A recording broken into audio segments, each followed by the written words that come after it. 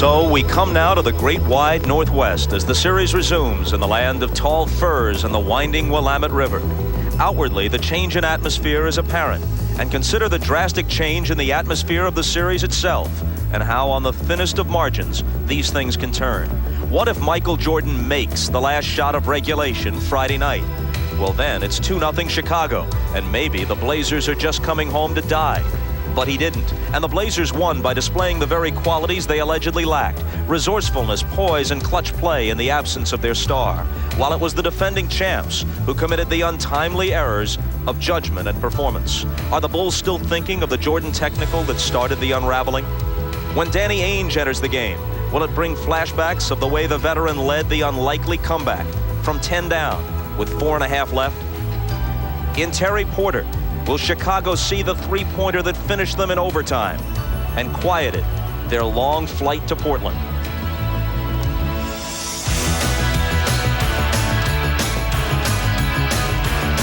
Yes, the atmosphere has changed, and now Portland is poised to seize control of a series they were nearly counted out of. For Chicago, this could be a hard week of playing uphill against Blazer Mania, with Pippen hurting, Cartwright showing his age, and even Jordan overloaded. This is the latest and sternest challenge for the world champion Chicago Bulls.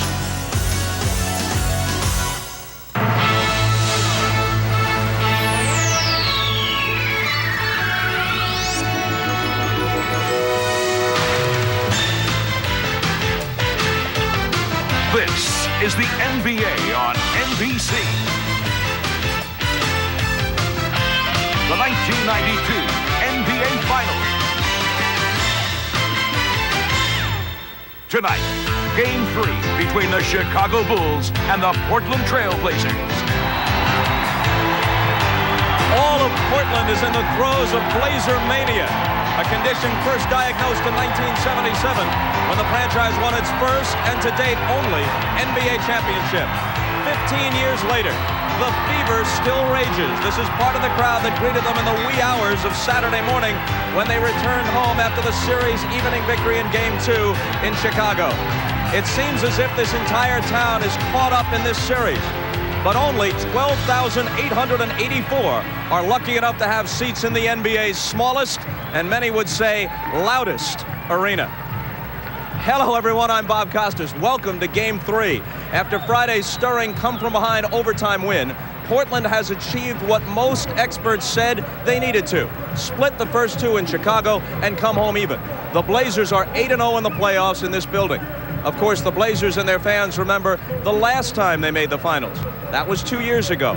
Then they managed to split in Detroit against the defending champion Pistons. In fact, the game they won there was an overtime victory, just like their win in Chicago. And so they returned on a high to Memorial Coliseum, where they were 9-0 to that point in that postseason. But the Pistons proceeded to win all three here and close down the series in 5. Following Friday's victory, Buck Williams and Terry Porter reminded their teammates of that. There's also a worrisome statistical trend at work. The Western Conference champs, whoever they may have been, have lost 8 consecutive home games in the finals. The Lakers lost the last 2 in the Forum to the Pistons in '89 as they were swept. The Blazers lost the 3 we talked about to the Pistons in '90. And last June, the Lakers lost 3 at home as the Bulls won the title. There are reasons, though, to like the Blazers' chances of breaking that streak. And to explain, here are the guys who will call the game: Marv Albert and Mike Fratello. Marvelous. All right, Bob, and the Bulls are still trying to figure out how they let Friday night's game slip away. They led by 10 with about 4.5 minutes to play, but Mike, as Phil Jackson told us last night, he thought that he had a tired ball club on his hands in the fourth quarter. Well, there's no question fatigue was a factor affecting the Chicago Bulls. Outscored 33-12 down the stretch and 18-7 in overtime. One player affected by the fatigue was John Paxson, who played 42 minutes during the regular season. He averages just 25 minutes a game. Paxson told me yesterday, my legs were shot. John had an opportunity to knock out a couple big jumpers in regulation time, but came up short on each one. Michael Jordan, 4 for 10 in regulation and overtime, had a chance to win it in the end of regulation, but he missed badly. Jordan also affected when the concentration was broken due to fatigue. The Bulls defense affected by the fatigue factor. A slow late rotation of Duckworth enabled Kevin to knock out the tying jumper in regulation, and then a number of easy scores, which usually doesn't happen against the Chicago Bulls defense. So fatigue reared its head in a number of different ways in game 2. And with Portland winning in Chicago, it has now come down to what amounts to a best-of-5 series, and it's an unusual best-of-5 configuration. Well, unusual insofar as these next 3 games are all at home for Portland in their building, and then if needed, back to Chicago for 2 games. We need to go back to 1985. That's when the format was changed. It used to be 2 games at home, 2 games away, then 1-1-1 for the team that had 4 games in their favor, which is Chicago right now. But with this new format of 2-3-2, most coaches feel this really favors the team with the 4 games in their building, because they feel it's just so hard to win 3 straight in the same building during the finals. As far as Portland's concerned, obviously, they would rather not go back to Chicago. And we are minutes away, closing in on Game 3 of this best-of-7 NBA Championship Series. Back with the introduction of the lineups in a moment.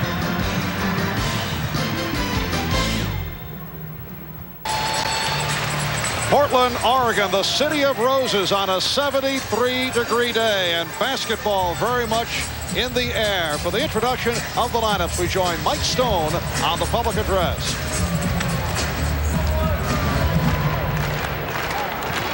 And now, from Portland, Oregon, site of the 1992 NBA Draft and the Olympic qualifying basketball tournament, the Tournament of the Americas, here are the starting lineups for Game 3 of the NBA Finals. First, for the visiting Chicago Bulls. Starting at 1 forward, out of Central Arkansas, 6'7", number 33, Scottie Pippen. At forward, from Clemson, 6'10", number 54, Horace Grant.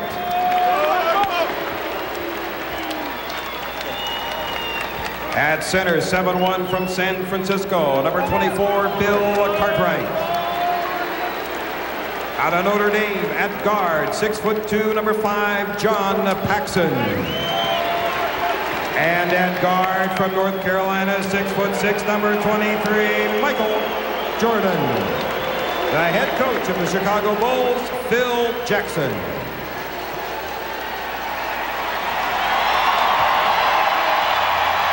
And now, your Portland TrailBlazers. Starting at 1 forward from Longwood College, Virginia, 6'7", number 25, Jerome Kersey. And the other forward from Maryland, 6'8", number 52, Bob Williams. At center from Eastern Illinois, 7'00", the Duck, Kevin Duckworth. At 1 guard from Wisconsin, Stevens Point, 6'3", leader of the pack, number 30, Terry Porter. And at guard from Houston, 6'7", number 22, Clyde Drexler. The head coach of the Portland TrailBlazers, Rick Adelman. And now to a man who is enjoying a homecoming in this area as a one-time star running back at the University of Oregon Ducks. Let's go to Ahmad Rashad. Ahmad? Marv, that is the University of Oregon Fighting Ducks. Now, once again, I visited both locker rooms. In the Portland locker room, a very loose atmosphere. Clyde Drexler told me we accomplished what we wanted to in Chicago by getting 1 game, and we have no plans on going back to Chicago. On the other side, in the Chicago locker room, a lot of concern. These players were very, very much concerned over the loss that they had in Game 2. Coach Phil Jackson told me that in the last 2 years, that was probably the toughest loss that they have ever had, and hopefully they can bounce back from that and play well again today. One other note, Marv, is a lot of people had some concern over Scottie Pippen's wrist by the way he was shooting in Game 2. I talked to him just before the game. He said the wrist is fine and he's ready to go. Marv? All right, the Fighting Duck, former star, Ahmad Rashad. Now, Mike, I do want to make the point that they are not using the scoreboard that has been lowered as a screen for jump shots. They will not play the game in this manner. Obviously, there is a malfunction, which is being taken care of. Apparently the horn in the 24-second clock, which is operated from the scoreboard, not working correctly, so they're working on fixing it, and hopefully it will be only a short delay, and apparently they have solved the problem. Big hand for Clyde Drexler a moment ago, who bounced back with a strong game in Game 2, although he sat out the last 9:36 after going down on fouls, and several players and members of the media made the point that the Blazers were actually very effective without Drexler on the floor. They got better ball movement out of it, and we talked about that with Coach Rick Adelman. Well, I'm really happy because they still believe they could win, but I want Clyde on the floor. I'm not going to sit here and say, you know, we're a better team without Clyde. I told him, the team after the game, we finally got rid of him when we started to roll, but that was joking. I think it says a lot about our team. It says a lot about the other guys that they stepped up and they took over. One thing that really helped us, I don't know if you can put as much emphasis on, is when Clyde was hurt the latter part of the year, Danny played a lot. And we really got used to playing with him and doing things with Terry and Danny that we don't do with Clyde. They're two different players. So we were able to adjust pretty good with Danny and Terry in the lineup. It happens a number of times during the course of a season where a key player goes out and you're forced to use other people, and they learn to play better with one another. A similar question that Chris Ford had to answer up in Boston regarding Larry Bird. Are you better with Larry or without? You want your heavy artillery in there.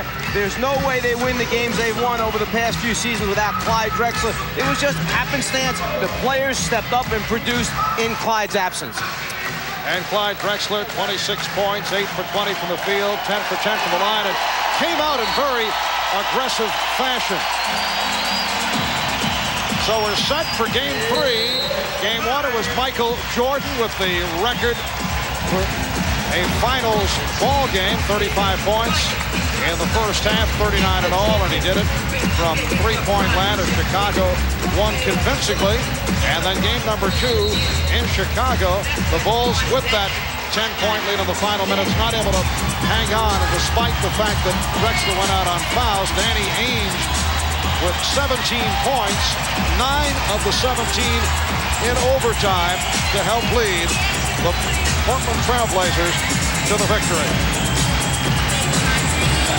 Well, the scoreboard has been raised to its proper place, and we are set to go.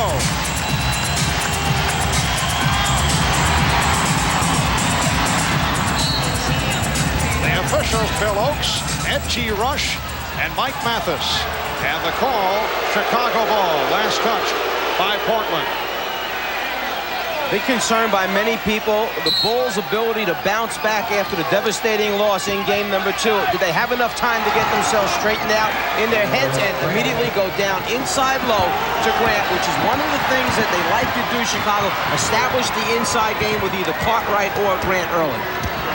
And we have a feeling, in visiting with Phil Jackson and some of the Bulls yesterday, that this was a down ball club. Phil mentioned emotionally down, although he tried to remain upbeat.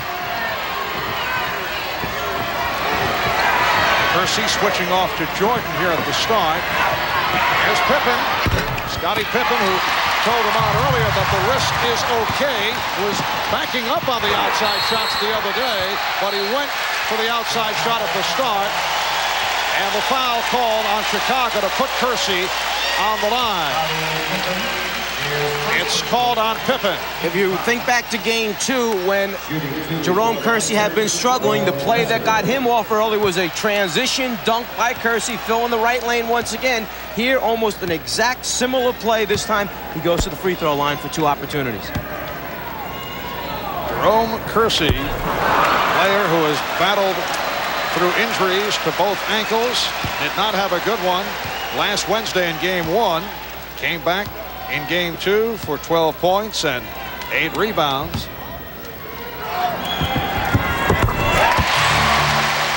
Bulls 2 and the Blazers 1. Jordan and Paxson in the backcourt. Cartwright up front with Grant and Pippen. Grant with the open shot. And Kersey with the rebound. Porter had an excellent game in Chicago on Friday. Here's Duckworth, who hit that clutch shot down the stretch in regulation. Buck Williams, and it's rebounded by Grant.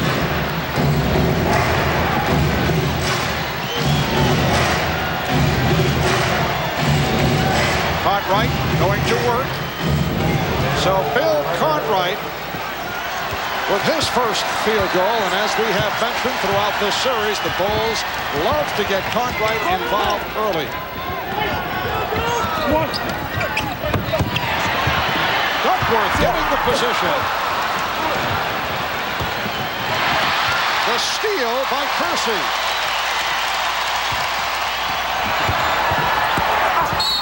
Kersey will go back to the line. Foul committed by Horace Grant. Grant picked up 2 quick fouls in game number 2 and eventually had to go to the bench much earlier than Phil Jackson and his staff would have liked. And if Jerome Kersey continues to get in the transition game, whether he produces it himself or for steals or as a result of running out after defensive rebounding, this is a big plus for him. We saw him open the game up with a jumper. It was an air ball. That's not his strength. His strength is he's a driving, slashing, offensive rebounding type of player. Kersey only a 66% free throw shooter, and he's opened up hitting only 1 out of 4 from the line. The Bulls 4 and the Trailblazers 1. John Paxson provided a lift with his outside shooting in Chicago on Friday, and the call being made by Ed Rush against Portland. It's on Buck Williams. This whole mismatch starts with a slice cut by running Grant off of Cartwright. There was a switch by Duckworth. It leaves Buck Williams, who is not as big or strong as Duckworth, trying to guard Cartwright. Drexler going to the boards. Handled by Kersey.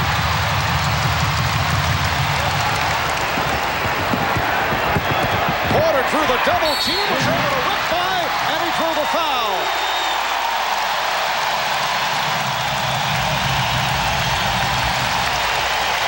Porter's averaging 18.5 games in the 2 previous games against Chicago. He has only 5 assists, and it's unusual when you think of a point guard having only 5 assists for 2 games, but he's one of those guys that kind of falls in the category of he's just a great guard. He can score, he can run the show. He's taken on more scoring responsibilities this season. And he has that excellent change of pace move. He was able to beat the double team, and then he was fouled by Cartwright. The Blazers struggling at the line, but not defensively. They've come out very aggressive. Portland leads 5-4. Up in the passing lane defensively, that's what was missing in game 1. It came back in game 2. An aggressive Trailblazer defense. Oh, Pippen spotting Grant.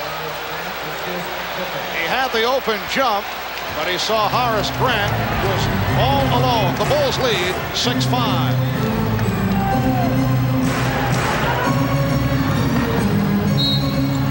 And the foul committed by Paxson. An aggressive Trailblazer defense during the course of the season led to so many scores. Kersey up in the passing lane trying to deny Jordan, winds up causing the turnover, and then it leads to an easy Clyde score.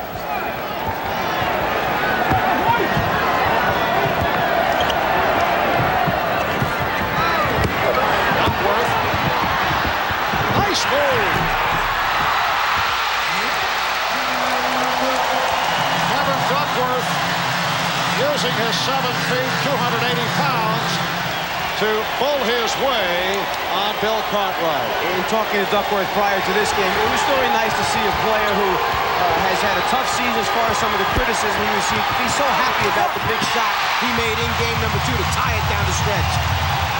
Here comes Drexler giving it up, but we get a whistle, a traveling violation. He gave it up, but he traveled first. Duckworth had mentioned to us that with the game down 2 points for Portland, Clock winding down with about 6 seconds remaining. The fact that the team went to him and he was able to produce the big shot just took his confidence level way up, and he just feels so good about it because he wants to be a main contributor. He loves it here in this city. Well, that's what he said. He wanted to correct the perception of the statement the other day. Jordan able to stuff for his first field goal. Now, we weren't there when he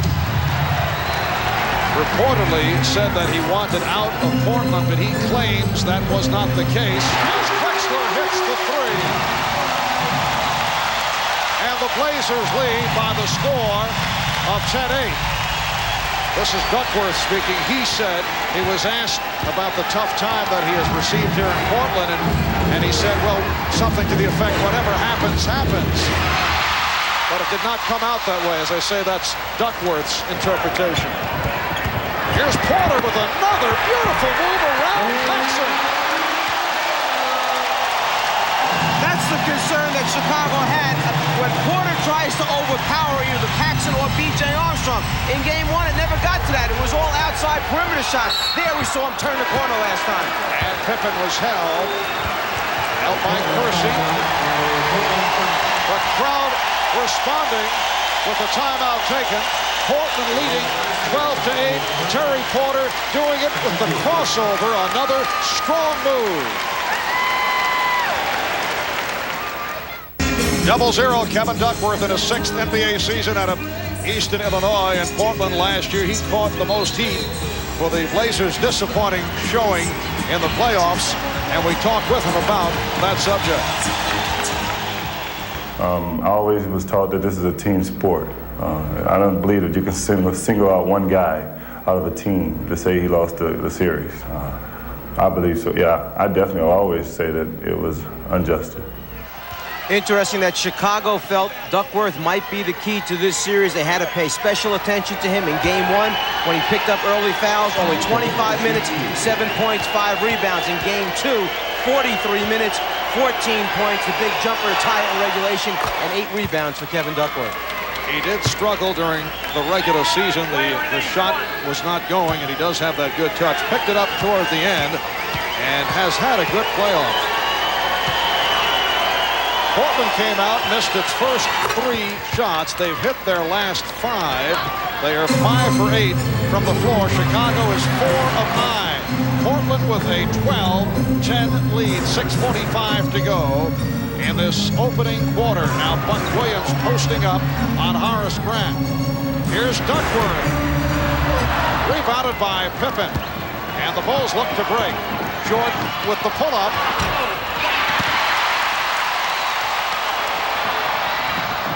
Let's see, did Grant make contact? No, says Mike Mathis, although Terry Porter disagrees. So off the errant pass, the Bulls get it back. As Michael Jordan came down that time and shot the jumper in transition, Porter was defending him. He just ran out, took off down the floor, basically said if it comes back to Michael, so what? That's where the long outlet look came from. Jordan using the screen. So Cartwright with the pick, and Jordan with his second field goal has tied the game at 12. Whether this is a long-range effect to wear Michael Jordan down or not, he's had 3 people defending him so far. Drexler getting inside, a fast start for Clyde. He has 7 points. And I was saying the 3 people have been Drexler, Porter, and Kersey on Michael Jordan already this basketball game. Paxson. And that an unusual look for Paxson, angling left and then shooting to his right. Able to hit to tie the game at 14. We're used to seeing Paxson floating to that corner all alone, knocking out the jumpers. Out against Cartwright, his second.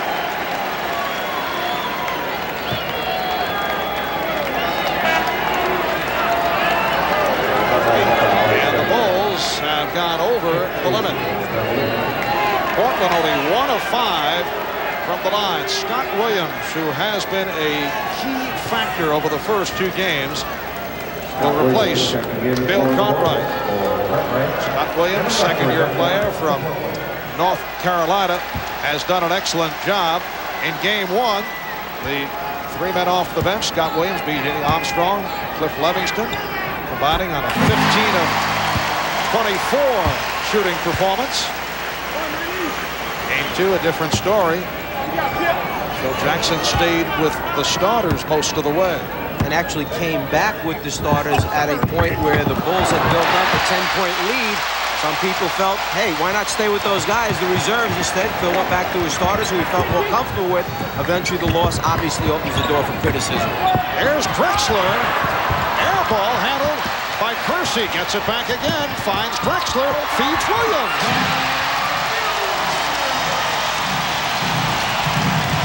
It is Portland by 3. Understanding what this TrailBlazer team is about, you have to live with some of those shots, understanding they come up with second and third efforts.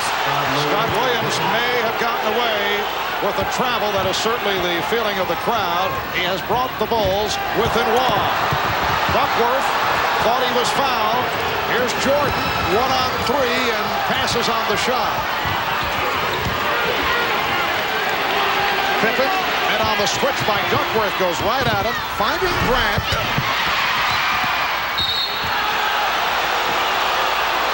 And the foul on the Blazers. It's a hold, charged to Drexler. You may question some of the hurried, quick perimeter shots that this team takes, but they get after it. They work at getting the ball back. It was an air ball. They got it back. It leads to a sure score inside by Buck Williams. And that's why Rick Adelman understands the mentality and what this team is about and lives with some of the shots that other guys might get a little nervous with because their athleticism will produce extra shots for them. Oh! Grant will go to the line. Duckworth called for his first. So Horace Grant to the free throw line for the first time. Game 2 on Friday. Chicago only 17 for 26 from the foul line for 65%. Both these clubs are not good free throw shooting teams. And Portland has opened up, having their problems. 2 of 7 from the line. Cliff Robinson checking in. Cliff Robinson will replace Jerome Kersey.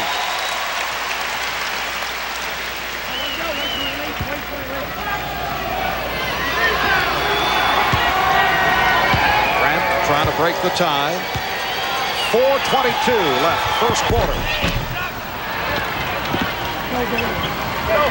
Some pressure here by Chicago.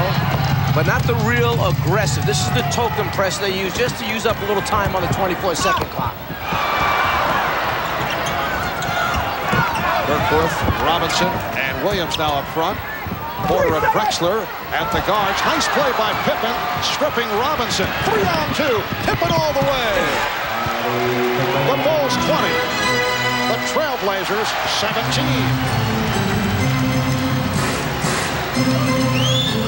Duckworth sent the pick and roll. Yes.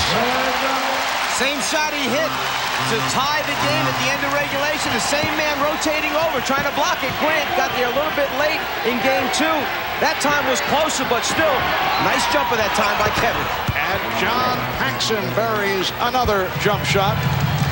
Paxson 16 points on Friday night, 4 of 7 from three-point land. Robinson works his way in, rechecked it by Williams. Scott Williams thought he was fouled. But a good hustle play by Williams. Well, rotating over from the weak side of the floor or the offside away from the ball, Williams comes over and saves another layup opportunity. The Bulls defense does an excellent job of covering for one another. He just doesn't happen to agree. Jordan with the steal and then flips it out to Grant. Horace Grant able to hit, and he drew the foul. What a pretty pass tossed by Jordan to ignite the break. So much of the Bulls offense comes as a result of excellent defense. In game number 2, they produced only 5 steals overall. Jordan, without even looking, understands that he's got big men that can run the floor. You got Grant finishing, and just in case he misses, Scott Williams there to follow it back up. The crowd responding to the entrance of Danny Ainge, one of the Portland heroes. On Friday night, Kevin Duckworth, who played well, will sit down, leaves with 5 points. 9 points in overtime, tying a finals overtime record that was held by Bill Laimbeer and John Havlicek. On the subject of Laimbeer, Michael Jordan, who tied the three-point field goal shooting record for an NBA Finals game on Wednesday night with 6. When told he tied Laimbeer, said had he known that, he would have gone for the record. Drexler with a nice feed for Robinson. Portland has a very small unit on the floor, and when they went to this 3-guard setup in game number 2, it was very productive. They had a good quick run against the Bulls, picked up some transition scores. Blazers down by 6 off a 11-2 run by Chicago. With the 3. Danny Ainge off the bench, able to hit from downtown, and Chicago is called for time.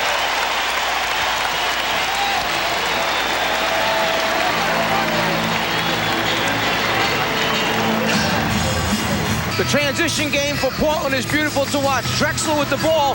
Michael's the center fielder, anticipating that he just might try to come down the lane and dunk it. Ainge spots up in the corner, so Michael has to hold for a second. He holds just long enough so that the pass can be made, and then it's too late in the rotation out as Ainge knocks down the 3.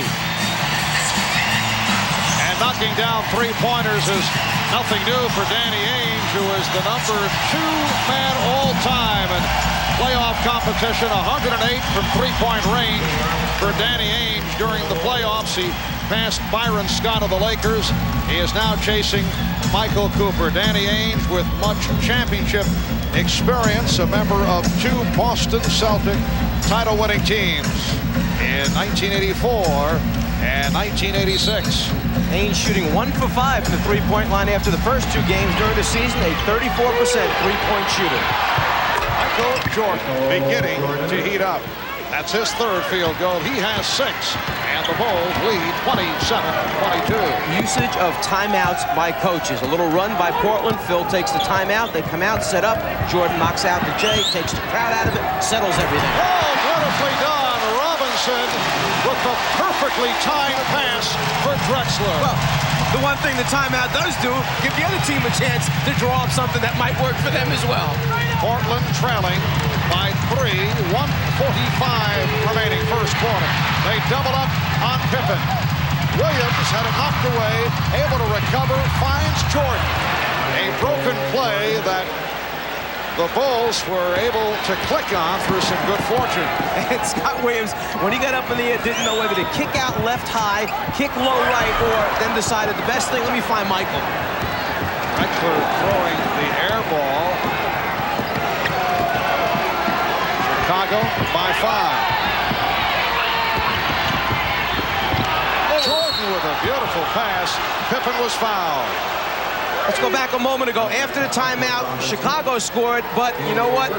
Rick Adelman was drawing up something special also, the lob pass to Clyde Drexler. And then Scott Williams finds himself in the unusual position of decision-making. Well, I'm not quite sure that's what he wanted to happen, but what did happen was very nice for Chicago. Cliff Robinson called for the foul. Scottie Pippen, 2 of 2 from the line. So Chicago has opened up by hitting his first 6 free throws. 1:11 remaining. First quarter, the scene shifting to the Memorial Coliseum in Portland, Oregon. The usual capacity crowd, 12,888 on hand, the 601st consecutive sellout. Ainge for 3.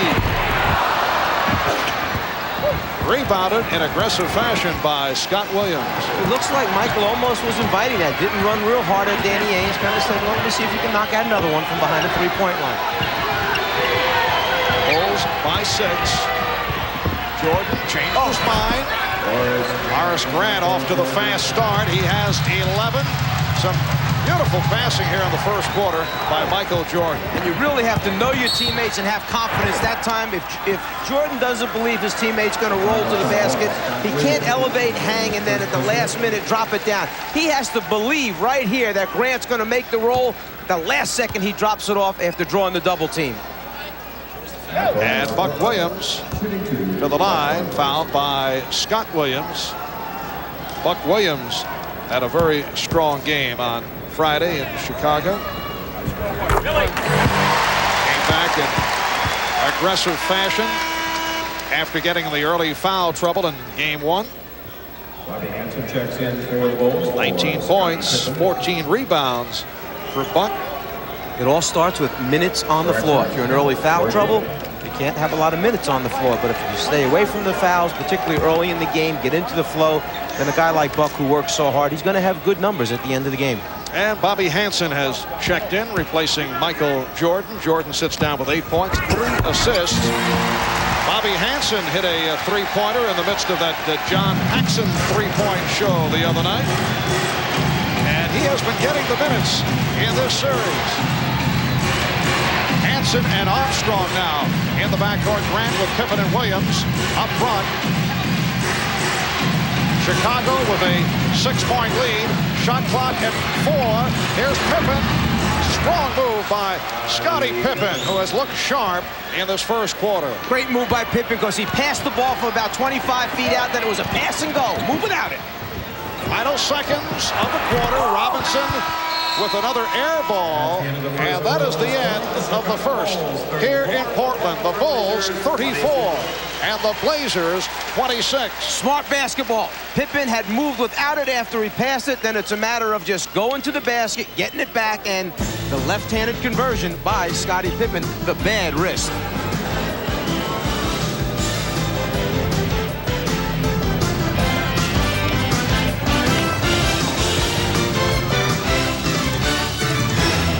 Ahmad Rashad back at the Portland Coliseum. Now, after game 2, Michael Jordan told me not only was he disappointed in losing the game, but it was the most exhausted that he had ever been. Just with a couple of minutes left to go in the first quarter, Bobby Hansen was coming in for Scottie Pippen, and Michael said, no, let me go and sit down. So he looks exhausted right now. Marv? All right, Ahmad, it was during the course of that series against the Knicks where it looked like at times Michael Jordan was worn down, lost his legs. He did go through a series of injuries, and then in the series against Cleveland, he had the congestion problem, fighting off a cold, touch of the flu, but he's been strong the last week. Although, as Ahmad just pointed out, he was tired in game 2 on Friday night, and that obviously is the case here again. Well, he played 50 minutes in game number 2, and as Michael himself mentioned, in fact, on Inside Stuff yesterday, it's the other things, not just the basketball, that wear you down. It's all the other things pulling on you, particularly in the finals, the championship series, that mental fatigue that catches up with you. Second quarter underway, and off the scramble, a kick ball called on Scott Williams. So the ball goes back to Portland, and they get a new 24. Rick Adelman has Danny Ainge and Enos Watley now in the backcourt. Clyde Drexler moves up front, being guarded by Scottie Pippen. Ron Kersey is back. Cliff Robinson also on the floor. Kersey for Robinson. Has not been hitting the outside shot. In fact, has been way off. You know what I find unusual? In game 1, Portland scores 30 points at Chicago. Game 2, they scored 31 points at Chicago in the first quarter. Here at home for the first time, 26 points. So the Bulls defense did a good job digging in the first quarter. And Drexler comes out of the pack. Watley rejected by Williams. That's his second block. And it's another time we see Williams coming from the offside of the floor to help a teammate out. He does that so well, anticipating when he might be needed. Pippen using the screen. And a loose ball foul called on Portland. It's on Kersey, his second. Team defense starts with an understanding of when someone needs help. Right there, Watley getting set to shoot it over the top of a smaller B.J. Armstrong. The big guy, Williams, over for the block.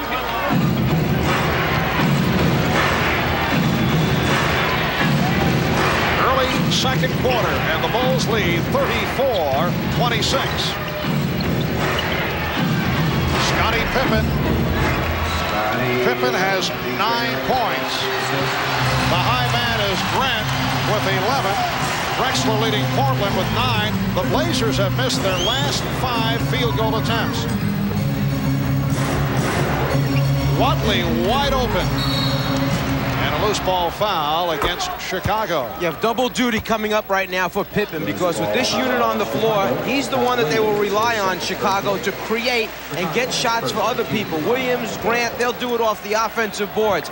As far as BJ and Hanson, they have to spot up. But now he's also guarding Drexler, so double duty fatigue factor here for Pippen are concerned. A push-off called on Drexler as he was angling for position with Pippen. That's the second committed by Clyde. And Pippen took away the post up by Drexler, came around and got in front, fronted the low post. As a result, when the lob pass took place, Mike Mathis saw the shove or push-off by Drexler. Armstrong and Hanson are at the guards.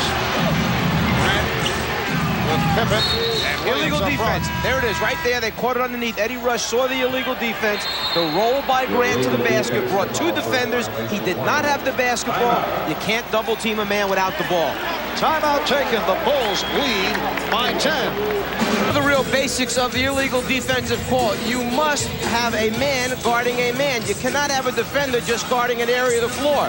Then if a man does have the basketball, you're allowed to double team that man. But you're not allowed to double team a man without the basketball.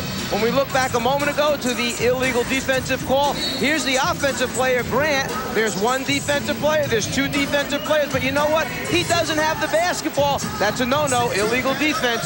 2 defenders on 1 man without the ball, not allowed in the NBA. Yes, he is the czar of the telestrator. Portland has missed its last 6 field goal attempts, and they have not shot well. Only 10 of 24. Clyde Drexler sitting down now after picking up his second foul. Clyde has shot well, 4 of 6 for 9 points. While Chicago, 15 of 25, 60% shooting.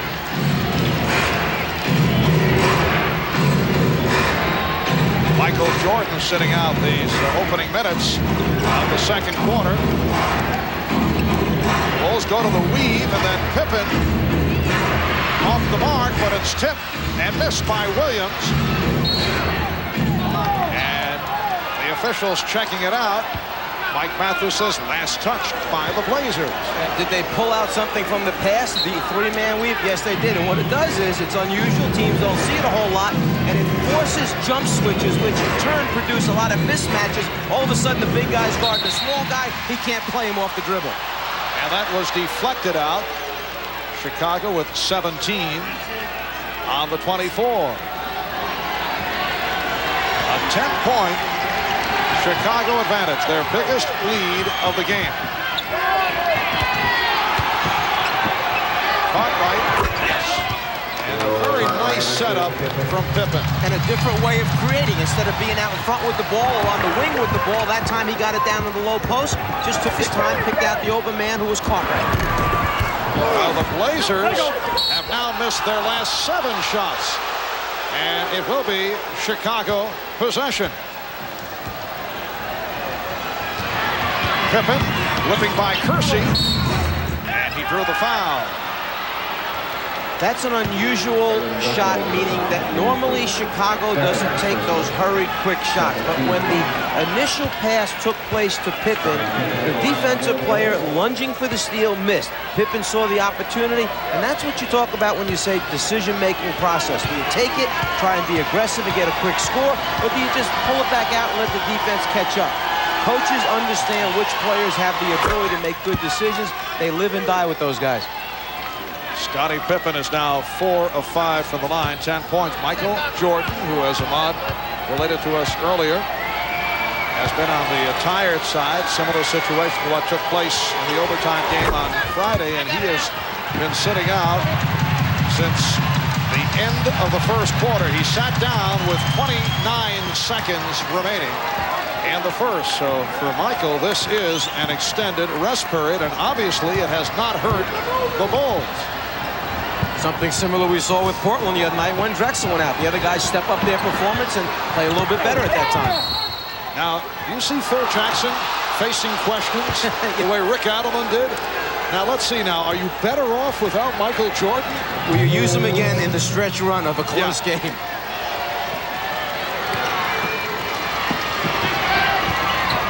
It is an 8-0 advantage since Jordan sat down. Hansen.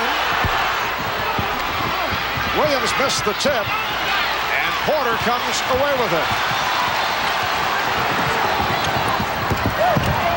Robinson. Duckworth. Tipped by Robinson. Cliff Robinson had missed his first 6 field goal attempts. Finally able to hit. A 20-second timeout taken by the Bulls. The Bulls lead 40-28. Well, big, wide body Kevin Duckworth on the glass, clears a little more room for himself by shoving that shoulder in there, and then as it rolls off the rim, the live, active body of Robinson produces the follow-up scores. With Robinson out there and Kersey out there on the glass, a couple live bodies to go after the ball and get those second shot opportunities. If your perimeter game isn't going, find another way to score. Scottie Pippen and Horace Grant leading the way for Chicago with 11. And you check out the Scottie Pippen profile throughout the playoffs, and it's really startling to see when he does well, the Bulls win. In effect, they need the combination of Pippen with Jordan. But check it out, in the 12 wins, he shoots 51%, averages 21 per game. And the 6 losses, look at the figures on the left-hand side of your screen. 36% shooting, and his entire stat line is down. Statistics can be deceiving at times, but there's no question that when the two players are in sync and functioning well together, it makes this Chicago Bulls team that much better. Takes them to a completely different level. That is number 3 on Duckworth. And Buck Williams will come on. And this has been a problem for Duckworth. Right there, he takes a foul, which he doesn't need, away from the basketball on a simple cut by Bill Cartwright. Yeah, you want to body your people up, but when you have 2 and you know the team needs you in there, you can't pick up what you would call a silly foul, an unnecessary foul. It wasn't trying to stop a layup or anything. Portland needs him on the floor. The Trailblazers have gone into a funk here in the second quarter. Michael Jordan is back, and the Bulls continue to get to every loose ball. Porter thought he was pushed by Pippen. Pippen for Grant. And the Bulls now lead 42-28. Terry Porter continues the discussion with Mike Mathens as he heads to the front court. Buck Williams. Oh, he forced that shot. He did not have position. Here's Jordan on the open floor. Ainge played him well. Armstrong. And it's rebounded by Kersey. Blazers wanted to run, but the Bulls got back on the transition. Ainge met by Jordan. Finding Porter. Chicago leads by 12 points. Just a little brush cut that time. A high post man. Porter ran his guy off. The guy happened to be B.J. Armstrong. Produced an easy score. Foul committed by Ainge. That's his first. And a timeout is called with 6:33 to go in the first half. In the Coliseum, they keep a board known as the hustle board. Statistics which coaches and players refer to by the extra effort that you need to pick up these categories. Points for block shots, points for rebounds, points for steals. When you total up right now, Chicago giving a little bit more extra effort, up 23-17 on the hustle board. And this crowd looking to urge the home club on. They are down 42-30, 6.5 remaining. Second quarter. Cliff Livingston has come on for the first time. Cartwright with a beautiful fake to draw the foul on Robinson. He had Cliff Robinson committed to the move. Cartwright normally goes with his first move. Defensive players know that. So Robinson, anticipating he's going to go up right there, leaves his feet, then just tries to stop the easy layup by committing the foul. Cliff Robinson hit with his second foul. Bill Cartwright missed the first 17 games of the season with a broken left hand. He's a player who's made it back from a broken foot injury that sidelined him for 2 years when he was a member of the New York Knicks. And he said that he might need an operation on his knees after this season if the pain does not go away. Caught right way off from the line. He did shoot well at the line the other night. A key statistic here, I think, for Portland is the assist column. In game 1, Portland had only 16 assists. In game 2, 27. When you're passing, playing unselfishly, getting high percentage shots, you shoot well. When you're not doing that, taking too many perimeter shots or going solo one-on-one, you don't pick up those assists. Right now in this game, a 15-7 advantage for Chicago in the assist column. Going into this game, 72-43 assists in favor of the Bulls. That foul called on Grant. Robinson being played by Cartwright. Mercy guarded by Livingston. A lot of dribbling, not much happening for the Blazers, and they turn it over. Exactly right. See, there he is. He's telling them, movement. Rick Adelman sees it. You can feel it. Too much one-on-one stuff, holding the ball too long. Chicago's offense is predicated on read the defense. If you don't have it, get rid of the basketball, except if you're Michael and want to make something happen off the dribble.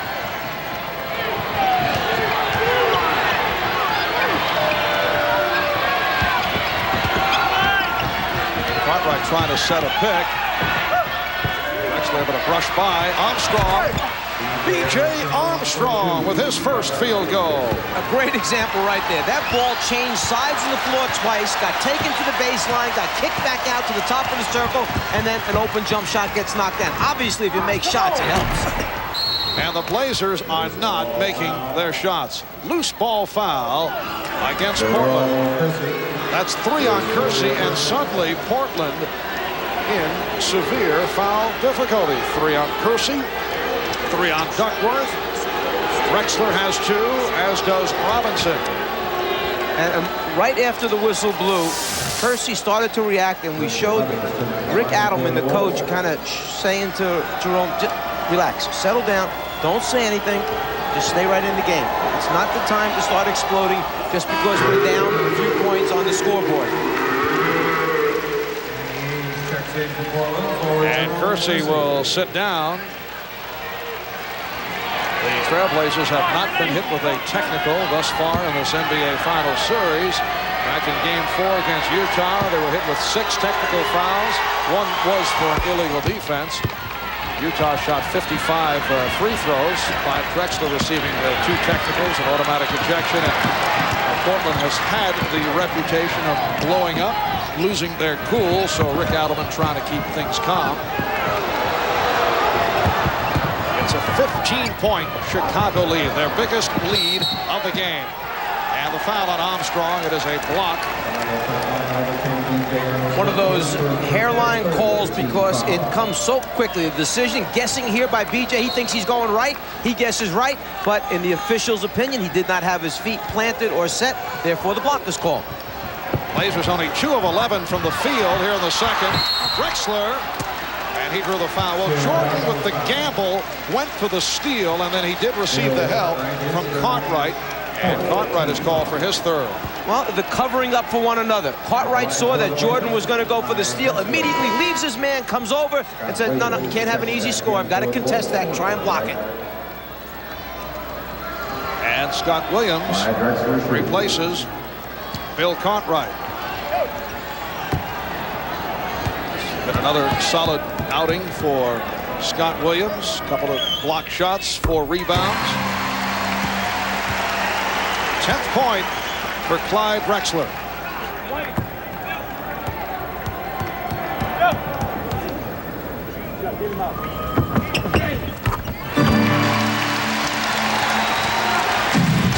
The Bulls 45, the Trailblazers 32.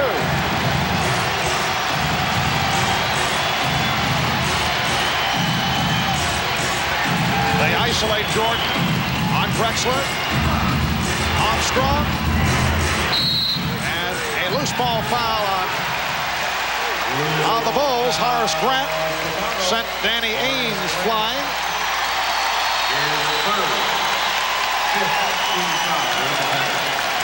That time, in an effort to get on the offensive board, Horace Grant a little bit too excited. The push off right there. Just move Ainge out of the way if you want to get the ball. But unfortunately, the official had a real good look.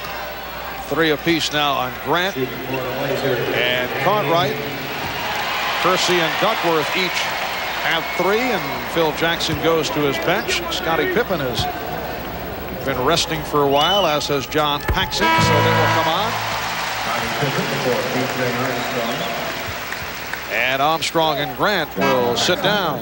Talk about role players and the appreciation. And in fact, Johnny Bach, the assistant coach from Chicago, calls Grant his warrior.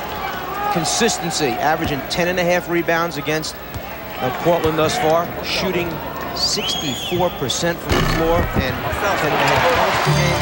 Just a very, very steady, reliable kind of guy. And he understands what his job is for this team. That's why they're successful. Chicago by 11. And the crowd trying to get the Blazers back into it. Williams, rebounded by Robinson. Ainge looking for a cutting Buck Williams, had it broken up. And it was a nice move because Clyde Drexler was running the same left lane as Buck, and Ainge held it. Eye contact, told Drexler, keep going, go through, go underneath the basket and get in the right corner, and that opened it up for the look to Buck. Unfortunately, the defensive player got a hand on it.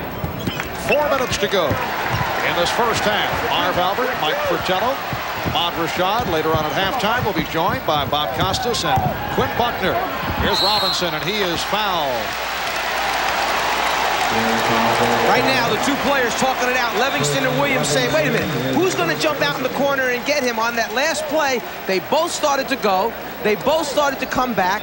Then the ball was on the floor, and they both went after the dribbler, so they're just trying to communicate and decide how they're going to play that particular play.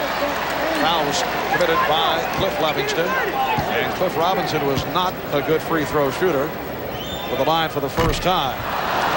You know, in basketball, you have to have one guy that is willing to give up quickly in the argument. If you have 2 guys that like to debate too long, play goes on. No one settled anything. Robinson, with only his 3rd point, he's 1 of 8 from the field.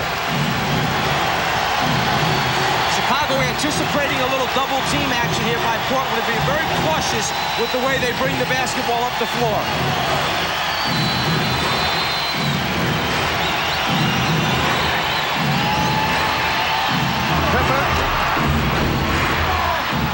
Scottie Pippen extends to a 47-35 lead. Pippen has 13. He's the high man.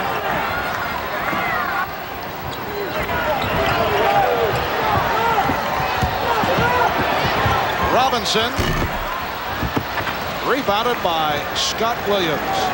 Scott Williams is big, he's strong, he has great position and very, very good hands. And you feel secure when he goes up that he's going to come down with it. And a foul on Ainge. Call for a push. In the last game, the mismatch was Livingston on Ainge. Chicago tried to go to it. Here, with Ainge matched up against Pippen, they're gambling on the fact that Scottie won't be able to get him down low in the post area. They're gambling on the fact that he'll stay outside. But Pippen working hard, backs him down, and Danny, as we know for years, one of the great actors in the NBA. The facial expressions, the flops on the floor, the look, the expression.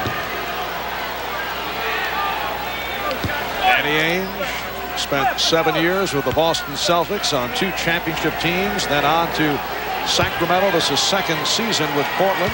A high school star in Eugene, Oregon, who has come home to Portland.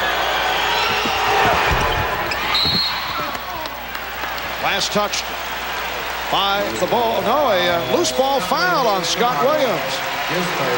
That is his 3rd. Scott Williams kind of chuckling because he felt it just should have been make the call, give the ball to the other team. Instead, the foul call, some point opportunities. The free throw line is so hard to make the calls because the bodies are so close to start out with. Williams working hard, getting squeezed by Drexler and Buck at the same time. And the foul call, Williams a little bit too aggressive trying to go after it. So Buck Williams, 2 of 2 from the line. The other night we talked about how far he has come in his free throw shooting proficiency, now up to 75%. Three-time All-Star, member of the NBA's all-defensive squad, twice Rookie of the Year out of the University of Maryland back in '82, and a member of the 1980 U.S. Olympic team. Buck Williams, who spent 8 years with the New Jersey Nets, fired the deal for Sam Bowie 3 years back. Stacey King has come on for the first time, replacing Scott Williams. Bulls by 11 with just under 3 remaining in the half. Michael Jordan. Yes, 10 points for Jordan. It's been a very low-key first half. He's hit 5 of 8 from the field. For some reason, I still think Portland realizes he's out there on the floor. There's something about his presence. Yes, they are well aware of number 23 as he sends Drexler backpedaling. Clyde has played him well here in this first half.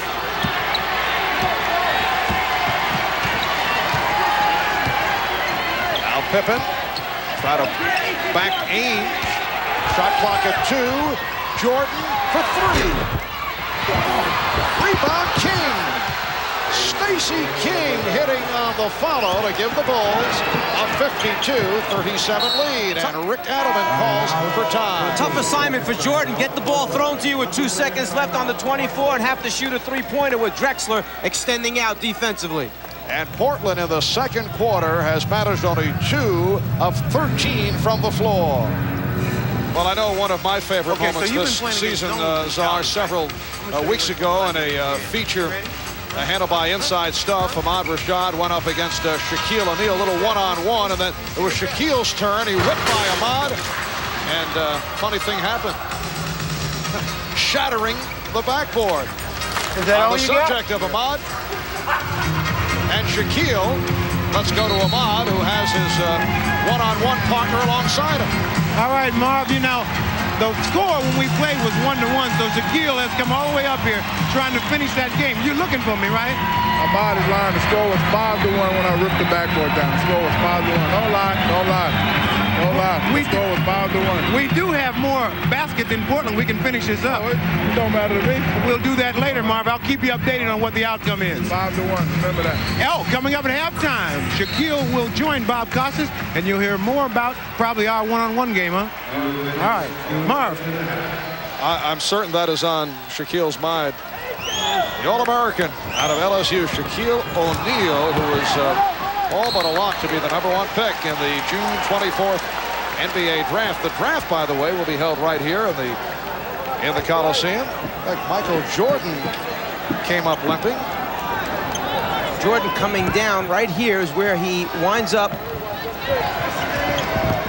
Right there, steps on Buck Williams' ankle as the ball goes out of bounds. A minute 40 remaining in this first half. Drexler for 3. Clyde Drexler hitting his second three-pointer, and the Chicago lead is now 12. Stacey King to the post-up move, and rejected and fouled by Buck Williams. It's almost like for a split second, Buck Williams forgot that Stacey King is a left-hander. If you give him that baseline, it's his strength. He lets him turn and go that way, anticipating he's going to come back to the middle. But Stacey, the left-hander, goes for the score, and then Buck felt he had pinned it to the backboard. The body contact is what was called. Second on Buck. Stacey King in his third season out of Oklahoma. He was a lottery selection, a #6 pick. On the disappointing side his first 2 years, had a couple of incidents with the coaching staff, and most significant, walked out of practice one point last year, suspended by the team, and has not been in the regular rotation this season. In fact, Scott Williams, who has played very well, passed him by. Here's Ainge. Yes. So the Chicago lead, once 15, is now 10 with 1 minute left in the half. Well, to show you how good the defense has been for Chicago, without those last 5 points, they have 37 points. In game 1, they had 51 at the half. Game 52-54 at the half. A traveling violation. The basket does not count. Trying to back Ainge down again. The little step right there before the ball was put on the floor. Here's Ainge to the drive. And he'll go to the foul line. A sudden burst by the Blazers, who have been struggling in the second quarter. At one point, they had hit only 2 of 15 shots. Danny Ainge will go to the line. Coming up on the Prudential Halftime Report, Bob Costas and Quinn Buckner will have a look at the U.S. Olympic basketball team. And as I mentioned, they'll be joined by Shaquille O'Neal. That's Bob and Quinn at halftime. Danny Ainge once again providing a lift off the bench. 3 of 3 from the line, 8 points in all. When Chicago is running the clock down to get the last shot of the quarter as the free throw is missed, they use one of 2 sets. An open spread set or a high pick and roll. Jordan. Yes. 12 for Michael Jordan. What they just did is they ran a 2-for-1. They tried to get a quick shot in a hurry so that when Portland comes back and shoots, if they can secure the defensive rebound, they will get one more shot attempt. There's about 4 or 5 seconds differential between game clock and shot clock. Ainge passed on the 3. Here's Drexler. Good feed from Williams. Violation. Stepping over the line that time, Stacey King hurrying to get the ball inbounds, wanted to throw it deep around the half-court line. At the last second, the defensive man for Portland shot the gap. He tried to pull it back, but he stepped over the baseline. A critical turnover at this point for Chicago. 9 and a 10th second remaining. First half. Quarter. Final seconds. Pippen got it off. Good finish to the second quarter for the TrailBlazers. They conclude with an 8-2 run. Michael Jordan, 6 of 10, 12 points. Clyde Drexler, 6 of 8 for 16 points. So at halftime, it's the Chicago Bulls leading the Portland TrailBlazers 54-45. Coming up, the halftime report with Bob and Quinn. We'll be back in Portland in a moment.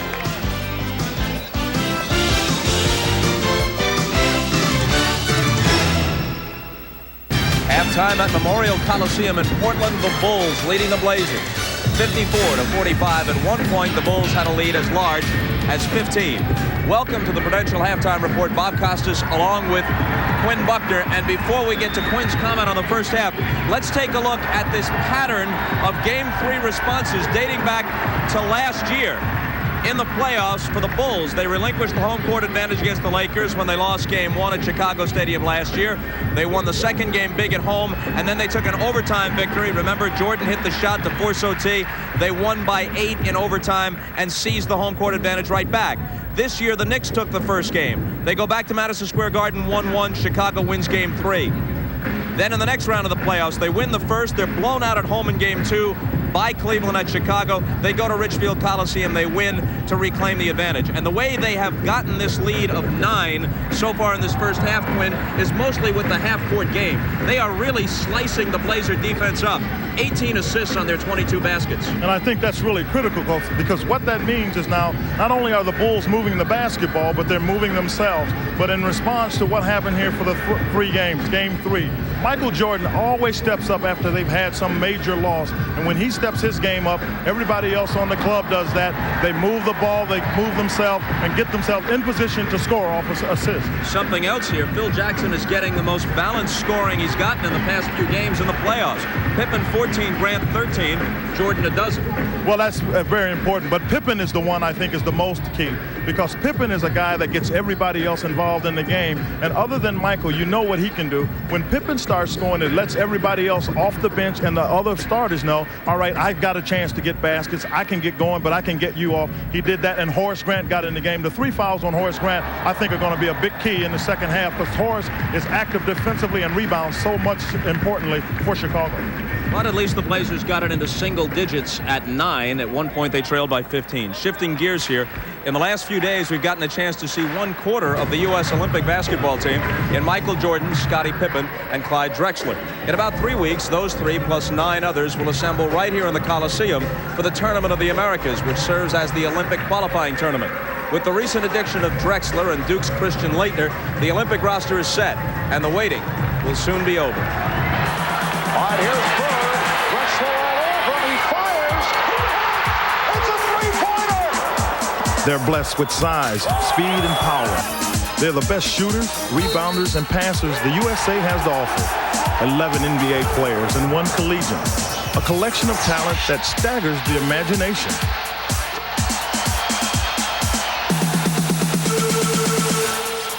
The competition in the Olympics is so exciting because it's the top level in the world, and it's just a great honor. I think people can't really understand it until they feel like they're the one person representing a whole country, and every time people look at you, that's what they see of the United States. So it's a thrill. Every year you can win some basketball games, or you can win, you have a chance every year, but the Olympics only come along every 4 years. That's why it's so magnified. And then to get a chance to represent your country, but it magnifies it more. You see the players go out there and they compete for the United States, and you see them win the gold and standing up on that platform and watching the flag being raised up and the national anthem being played. Anybody that doesn't dream that someday that could happen to them isn't paying very close attention, because it's a thrill. This is going to be totally different just from playing for the city of Chicago. But when the time comes, I know it's going to be probably the greatest moment in my life. For some, a gold medal would cap a fabulous career. For others, like Patrick Ewing, Chris Mullin, and Michael Jordan, it's a chance to strive again for Olympic glory. When I got the opportunity to play in the Olympics when I was in college, the dream started to come a little bit closer to reality a little bit. And when I made the team, it was a real fulfilled dream, and I just wanted to cherish it. And now I get to do it twice, and very rare people get the opportunity to do something twice of this stature. And I always thought it would be nice to play on the Olympic team, and that's when only the amateurs were allowed to participate. I thought it would have been a great opportunity. And now to get this chance as a professional, it doesn't get any better. There's going to be a group of guys that are very focused and going over and getting the job done, and Americans are very proud to be considered the basketball country. And I think it's up to us now to go over and show the rest of the world that we are number one in basketball. It's a true world championship. You know, when you win that gold medal, you've defeated everyone. Whenever you put that USA uniform on, we're not talking about a silver or a bronze, we're talking about the gold. So it's added pressure, but it's a good added pressure that we look forward to. Right now, it's Drexler versus Jordan for the NBA title, but their debut as teammates is just around the corner. Let the games begin. Yeah, Quinn Buckner was a member of Dean Smith's squad in 1976, took the gold medal in Montreal. You've been following this pretty closely, and with an eye this time on David Robinson's condition. That's right, Bob. And with David Robinson hurt his left thumb. He tore the ligaments in it at the base of the thumb. They've already looked at it. He's had the surgery, been in rehabilitation for a month. He's scheduled to play in a game today down in San Antonio. Talked to General Manager Bob Bass. They expect he'll be all right to play in the Olympics. Larry Bird, I tell you what, he kind of got a bit of a break by coming out of the playoffs short in terms of the Celtics. I'm sure they don't like that, but for Larry Bird, that gives him a chance to rest his back. His back should be fine. He will play. Okay, thanks, Quinn. One other quick item here before a commercial. Jim Courier, who will be a member of the U.S. Olympic tennis team in Barcelona, captured his second straight French Open title earlier today in Paris. He beat Czech Peter Korda in straight sets, 7-5, 6-2, and 6-1. In breezing to the championship, Courier lost only one set in his 6 matches. Now, coming up next, we'll be joined by Shaquille O'Neal, all but certain to be the first pick in the upcoming NBA draft. Town these days, the NBA Finals and the Tournament of Americas are both being staged here in the Coliseum, and so will the NBA draft 2 weeks from Wednesday. 3 weeks ago in New Jersey, the draft lottery was held to determine who'd get the #1 pick, and it came down to Charlotte and Orlando. In the 1992 NBA draft goes to the Charlotte Hornets. And that means Orlando's got it. that the Orlando Magic will pick first in the 1992 NBA draft. Well, you saw Pat Williams, who runs the Orlando Magic, and how excited he was to have a crack at Shaquille O'Neal. The question still is, how good a shot does he have at signing you? Well, Orlando is a beautiful city, and me, my agent, and my family plan to go to Orlando around the 17th or the 18th of June. And I'm going to weigh, all my options, and I'm just going to do what's best. How much dough will it take? I don't know, $25 a game. I don't know. Well, you're willing to play on a per-game basis. That's nice, kind of a CYO league sort of thing. What have you been doing? Have you been able to stay in shape? I understand you've been working with Magic. You staying in shape? Right. When I was in LA about 3 weeks ago, I was working out with Magic, and then I left LA and I went home, and I was just playing, running, riding my bike, trying to keep my wind up. Let's talk about the Olympic team. How did you feel when you heard that you did not make the Olympic team? I was kind of disappointed at first, but however, Christian Laettner, he's a great player, and I'm sure he'll do well. And I just want to wish Coach Daly and the Olympic team good luck. We saw you working out with Ahmad a while ago. Enough said about that. But while you decide whether or not to sign with the Magic, you're working out with Magic Johnson. What has he taught you about the game? Well, first of all, I would like to congratulate Magic Johnson and his wife Cookie on the beautiful baby that they had. And Magic, he's a great person, great guy. He's kind of like that big brother that I never had, and I learned a lot from him. What sort of impact do you think you can have right off the bat in the NBA? A lot of people are saying you'll be an immediate impact player. Well, I'm just going to come in, take my time, and work hard and try to win. Shaquille, thanks a lot for coming and joining us. Good luck to you next year. All right, Quinn. Okay, looking forward to seeing you playing in the NBA. And by the way, Magic Johnson will rejoin us somewhere along the line here during the stay in Portland. And we'll return with second half action. The Bulls leading the Blazers by 9 right after these messages from your local station. This has been the Prudential Halftime Report, brought to you by the companies of the Prudential. In a changing world, one thing remains rock solid: the Prudential. Back in Portland, as we head to the second half, the Bulls lead the TrailBlazers 54-45. Ahmad is alongside Portland TrailBlazer coach Rick Adelman. All right, Marv, thanks a lot. Rick, not a lot of points in the first half. That's got to concern you. I'm concerned because of our lack of ball movement. Terry Porter only has 5 shots in the first half, and the last one of the half was his. But if we don't move the ball better, right now we're playing in their hands. Their pressure bothers us, and we're having a tough time scoring. We haven't shot it well, but our ball movement has been non-existent. You've been happy with the intensity of your team so far the first half? No. I think early in the game we were okay. In the last 4 minutes of the half, we got after them defensively. We've got to pick it up at that area. That's going to take us into our offense if we do that. And if we're going to win this game, that's going to have to happen. All right, thanks a lot, Rick. Good luck to you in the second half. Thank you. All right, Marv. All right, Ahmad. Well, only a coach will know. And Rick candid about the fact that he was not happy with the intensity of his ball club in the latter stage of the second quarter. It comes back to one word that he used before game 2. That's aggressiveness, and that takes place at both ends of the floor. And what more can you say? They're not doing it the way they need to get it done, and he's letting them know about it, I'm sure, at the half. All right, Chicago led by as many as 15. They have the 9-point lead at halftime. A look at the Miller Genuine Draft halftime statistics. Cliff Robinson struggling, 1 of 9. Blazers only 15 of 38, while the Bulls at 52% from the field.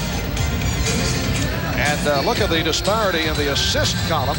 Scottie Pippen with a well-balanced first half. The Bulls 18 assists, the Blazers with only 8. Blazers with only 15 field goals to show in the first half. We'll be back right after this. The Bulls and the Blazers ready to go in the third quarter of game 3 of the best of 7. Scottie Pippen, high man for Chicago, with 14 points. Good first half for Horace Grant, 13. Michael Jordan, 6 for 10, 12 points. And Clyde Drexler leading the way with 16 for Portland. And if you are Chicago right now, you're very happy with the distribution. 10 players played in the first half for the Bulls. 3 players shared in the shot distribution. 10 shots for Jordan, 9 for Pippen, 8 for Grant. And those 3 guys, by the way, all in double figures. Only 1 player, Drexler, in double figures for the TrailBlazers. Portland shot only 5 of 17 in the second quarter. Kevin Duckworth playing with 3 fouls, as is Jerome Kersey. Jerome Kersey had an invisible first half. 0 for 2 from the field. And got himself in early foul trouble. Well, these first couple of minutes now are going to be very important for both of these teams. This is a very hot building. The temperature inside is very high. A fatigue factor, concentration factor, as Cartwright eventually knocks down the shot. But the concentration factor coming out of the locker room, it's very humid, very warm, and a tendency here to kind of fade out of it by players that don't really focus in. Pippen got a piece of it. It is unusually warm here, although not the case in the card is back by the dressing room where you can feel the air conditioning. Blazers turn it over. So it's Chicago ball. They open up with Cartwright, Pippen, and Grant on the front line. Paxson and Jordan in the backcourt. That's the 9th turnover for the Portland TrailBlazers. They had 9 turnovers altogether in Game 2, counting regulation and overtime. Cartwright rebounded by Jordan, and he was fouled. Buck Williams and Jerome Kersey converging. Williams called for his 3rd, and again, Michael Jordan comes up hobbling. Well, earlier in the game, he had stepped on Buck Williams' ankle, and now here as he fights for the offensive rebound, again coming down, and those players on the other team just keep sticking their feet underneath Michael when he goes up. Minute and a half gone by in the 3rd. Grant from Cartwright. And Duckworth off the board. Here's Porter leading Drexler.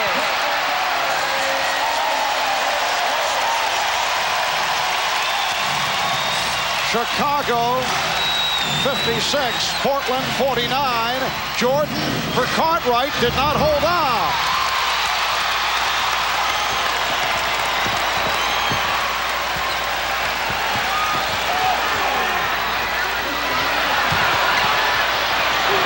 Buck Williams. Scottie Pippen with his 8th rebound. The Bulls have led by as many as 15.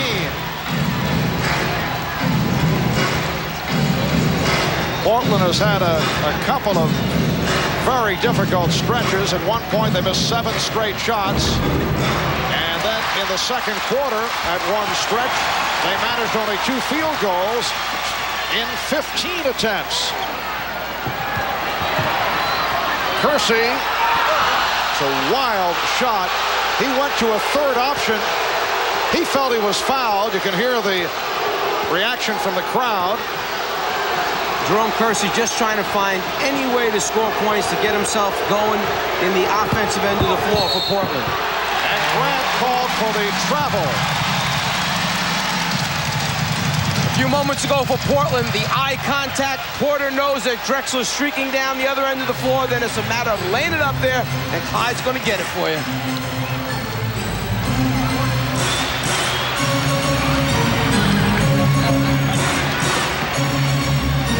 Kersey. Duckworth gets the new 24. Drexler for 3. And Cartwright rebound. Paxson wide open.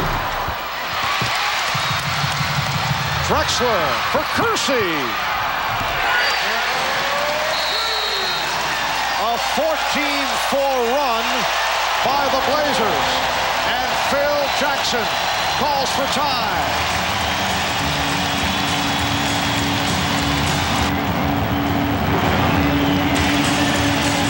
The 84th Portland Rose Festival taking place yesterday.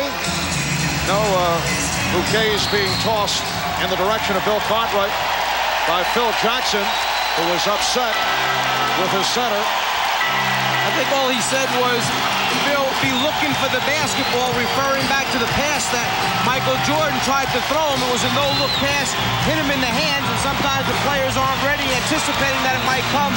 Bill just trying to remind Big Bill, be a receiver, look for it.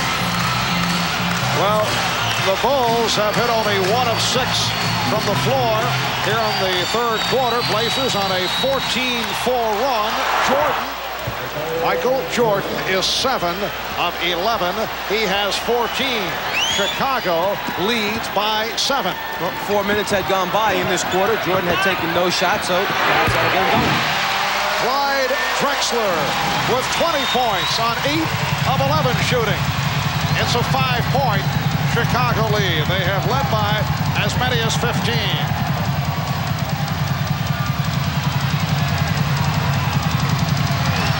Jordan from deep.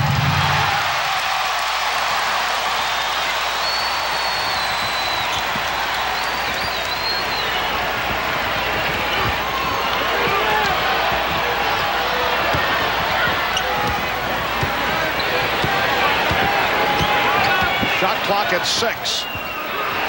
Drexler hits the floor hard, but he's all right. Foul committed by Pippen. That's his second.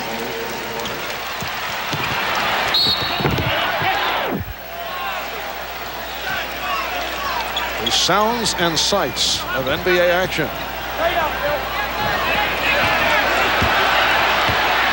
Duckworth rolling in.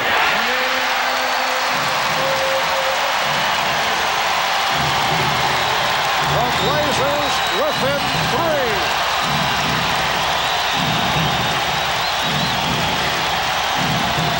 Here's Pippen.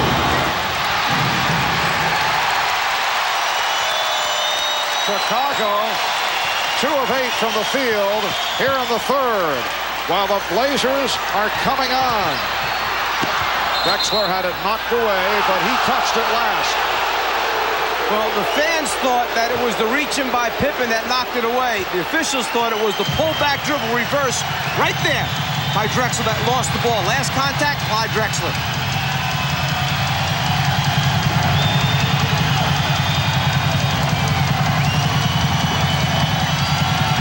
Shot clock at 5. Jordan. Michael Jordan going right at Buck Williams, who tried to provide the help. Well, Michael Jordan's averaged 5 free throws a game. The steal by Chicago. Pippen leading the break. But lost possession. I was saying Michael Jordan's averaging 5 free throws a game. At halftime, he had no free throw attempts. It's when he takes it to the basket that he gets the opportunities. And a technical foul called on Phil Jackson. Had some words in the direction of Bill Oakes, who hit him at the tee. Going into the games, coaches know what crews are working the games and what you can get away with and not get away with different people on the floor. Earlier in the game, we have referred to the fact that Rick Adelman told Jerome Kersey, settle down, knowing that there are a couple of officials in this crew that have a reputation for giving some quick technical fouls. So you try and make your players aware of it. The complaint is right there. Who did the basketball go off of? Was it off of Pippen? Was it off of Kersey? Was it a foul? No foul. Phil trying to wonder what's going on. The technical is being called by Billy Oakes, saying he is out of the coaching box. He had crossed over the 28-foot line. The Trailblazers turning it around off a 19-8 run that carries back to the second quarter. They are down by only 4. Just under 6 minutes to go in the third. And now the call against Portland. Offensive foul on Duckworth. That is his 4th.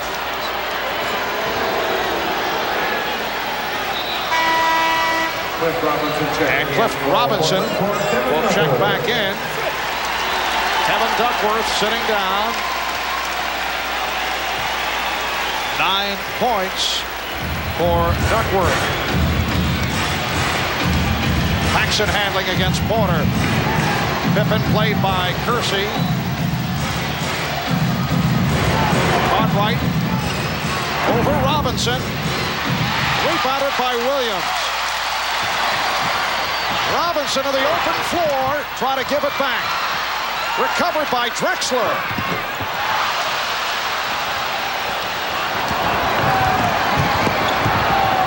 Here's Jordan.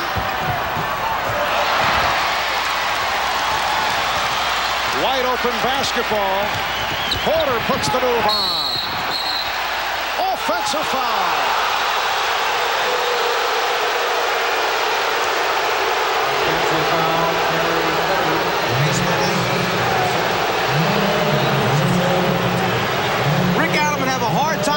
understanding how an offensive foul can be called on a clear path to the basket. He turns the corner. Now as he starts to go up, Mike Mathis feels that Porter jumps into Mike Mathis, the official who made the call on the baseline, felt that Porter jumped into the defensive player, initiating the contact. Here's Pippen. Scottie Pippen getting excellent position, extends to a 62-56 Chicago lead. Just under 5 minutes remaining in the third. Drexler hitting the bottom of the net, but it's rescued by Porter. Here's Kersey. Yes. Only his second field goal. Jerome Kersey has come a long way with the outside shot, although we have not seen it this series. Jerome Kersey, throughout the summer, took 500 jump shots a day, and the improvement did show up. Michael Jordan with 18 points. The Bulls lead 64-58.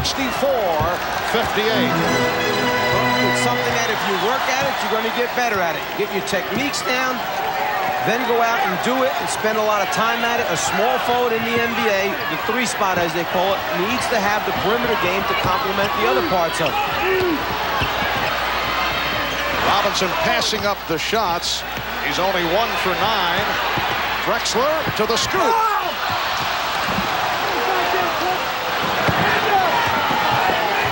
Jordan changed his mind, and Grant was fouled by Robinson. Good look once again by Michael Jordan. Jordan knows where all the players are on the floor, has that peripheral vision, keeps his eyes on the front of the rim, knows right, knows left, elevates, gets a look, and then makes a right decision. Timeout taken by the Blazers. Well, there's been so much discussion concerning the poor decisions made by Portland in closing minutes of games, some of it triggered by Phil Jackson's statement when he referred to the Blazers earlier this season regarding their self-destruction tendencies, which led to this cartoon in today's Portland Oregonian, a NBA Finals IQ test. Answer the following question. Test your NBA IQ. Which game 2 play is the dumb play? The clutch jumper by Duckworth, the overtime 3-pointer by Terry Porter, Danny Ainge, slashing drive, or D, was it Michael Jordan's momentum swinging technical in the 4th quarter? So they are certainly striking back here in Portland. How much time do I have to answer that question?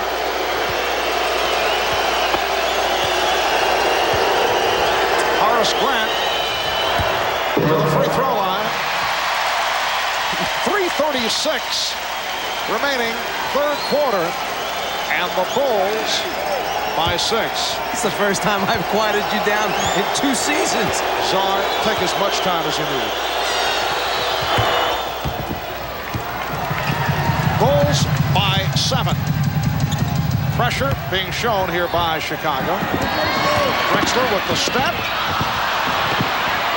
And the Blazers turn it over. And here's the 2 sides of that. The Blazers said, we want them to press us. We're going to attack because we can score against it. But if you turn it over like that, you're playing into Chicago's hands. The hurriedness forced another turnover. And Jordan hit on the way up by Drexler. Let's go to Ahmad. All right, Marv, here is my best Willard Scott impression. You've been talking about the heat in here.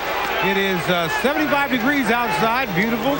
The upper level here in this Portland Coliseum is 95 degrees, and at courtside it's 82 degrees. Yes, we are feeling it. It is sizzling here at the Memorial Coliseum. That was a non-shooting foul called on Drexler. Grant got the position, and he's given the Bulls a 67-58 lead. Well, the double team came quickly to try and help Ainge out by Portland, but then Chicago had their patterns down, their roots down, went to their right spots. It worked. Very compassionate move by the official, Bill Oakes. After Ainge lost it out of bounds, he kicked at the ball. It lands in the stands. That normally would be a technical foul. Phil Jackson looking for the tee. Watch this now. Well, Oak said, okay, I understand. And Phil was upset that a technical was not called. Technical or a delay of game called. One of the two is what Phil Jackson wanted. Ainge told Billy Oaks, look, I was just trying to flip it up to you with my foot. I got a little carried away, a little too much energy right now. Jordan rebounded by Williams.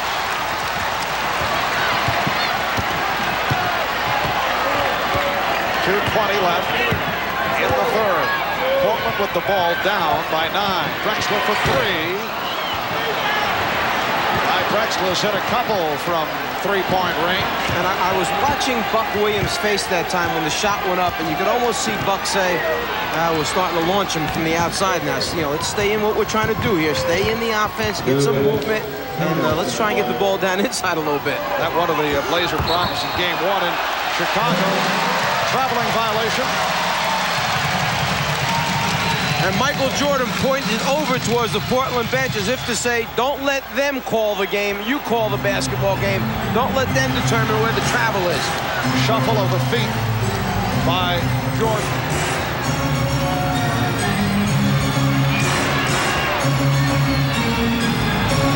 Robinson setting the picks, and Grant switches off to Drexler. And Pippen is called for a hold. That is his third foul. It is a non-shooting foul. Bobby Hansen barreling off the bench to check in, not wasting any time on that dead ball, and he replaces Scottie Pippen. Hansen guarding Ainge. Once again, Grant switching to Drexler. Pass broken up by Jordan. Michael Jordan whipping off to John Paxson. He finds the open Hansen. That was stopped by Robinson, got a piece of it. Jordan on the recovery, 10 on the shot clock. Hansen is open. Yes, another 3 for Bobby Hansen. He did it in the third quarter in Chicago on Friday. Think about that. You come off the bench, and all of a sudden, Michael Jordan throws you the basketball the first time and says, quick, shoot it, you're wide open. So you miss that one, but then Jordan comes back up with the rebound. They wind up swinging it around, and now they say, go ahead, now shoot a 3. You're not even warmed up yet, and then you knock it out. An 8-0 run by the Bulls to stop the Portland drive. And Bobby Hansen, who is shooting just under 49% from three-point range, although obviously did not have the shot opportunities of Reggie Miller or Sleepy Floyd or Percy Hawkins this past year, but he has been an excellent three-point shooter over his career.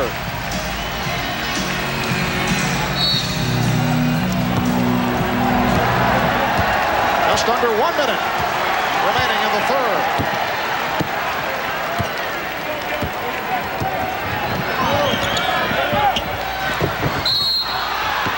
Drexler will go to the foul line. Well, a timeout called to set up a play where they could get the ball down low inside. Whether it's down low to one of your big people or whether it's down low to your 6'7" guard Drexler, it doesn't matter. The fact is that you get to stop the clock and put some points on the board. You get away from the perimeter shots, which allow Chicago to run out if you're not making them. And at the half, Portland was shooting only 39%. So the attention to the inside game taken after the timeout by the Trailblazers. Bill Cartwright just picked up his fourth, so he'll be replaced by Scott Williams. Another factor for going down low inside. You put fouls on big people.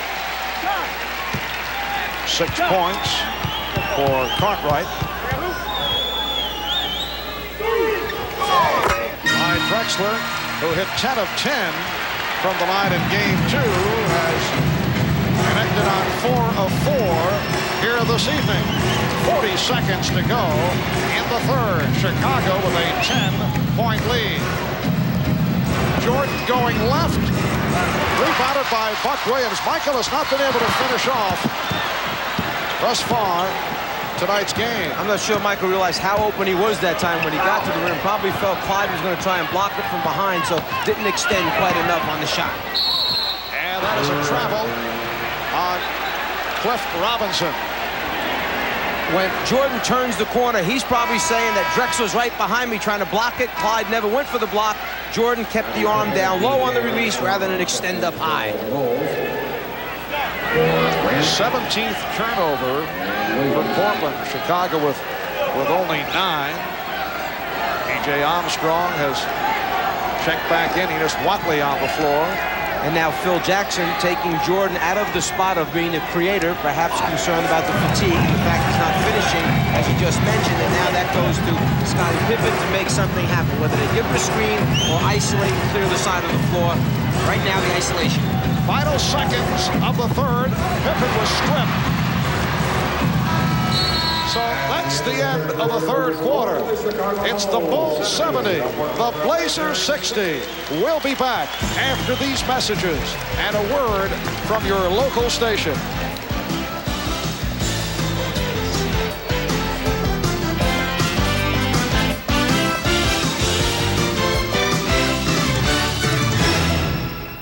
Again, urging on the TrailBlazers here in Portland, the 84th Portland Rose Festival is underway. Our production staff is so thematic.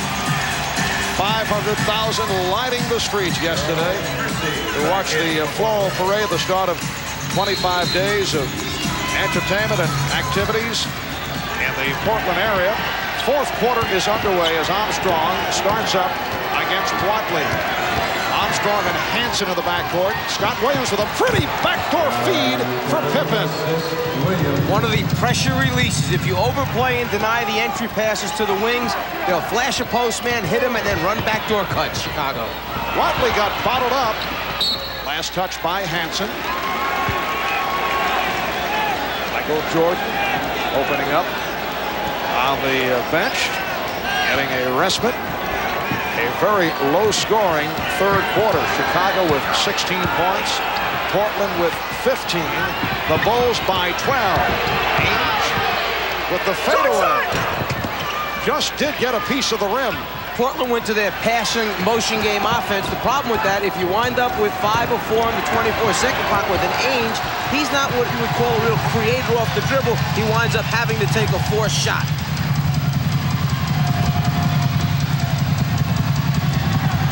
Shot clock at 5. Pippen rebounded by Duckworth. Kevin Duckworth back on the floor playing with 4 fouls. And Watley turned it over again. Here's Armstrong. There you go. And Rick Adelman is very upset. Enos Watley has had trouble both times into the front court. Yeah, but how do you know your teammate's going to run up behind you and kick the ball out of your hands? We'll be right back. Presents Genuine Moments. Tonight's Miller Genuine Draft Genuine Moment takes us back 2 years ago to the 1990 NBA Finals. Game 2, Detroit lost home court advantage, then had to travel to Portland for 3 straight games. Detroit not only regained home court advantage, but they won 3 straight and their second consecutive title. In recognition of this memorable moment, Miller Genuine Draft will donate $1,000 to the Thurgood Marshall Scholarship Fund. That man, Rick Adelman, very apprehensive about the same occurring here against Portland with 3 straight at the Memorial Coliseum in Portland after getting the split in Chicago. Cliff Robinson had that shot rejected. He is now 1 for 10. And Rick Adelman had mentioned to us prior to the game again that he thought the 2-3-2 format of the playoffs really favored the team that has the 4 games. But now it was 1-1. He said, look, bottom line, you have to win 4 to win the championship. No matter where you do it, just go out and do it, play the game. Scott Williams with the shot clock running down. But I don't think Rick wants to make too big a deal out of that point because that would not exactly be proper motivation for his ball club. No, some things you just move on, move past because you know you can't do a whole lot about it. That's just the way it is. Chicago has a 14-point lead. 2 minutes gone by in the fourth quarter. We'll see this, the tip. The steal by Robinson.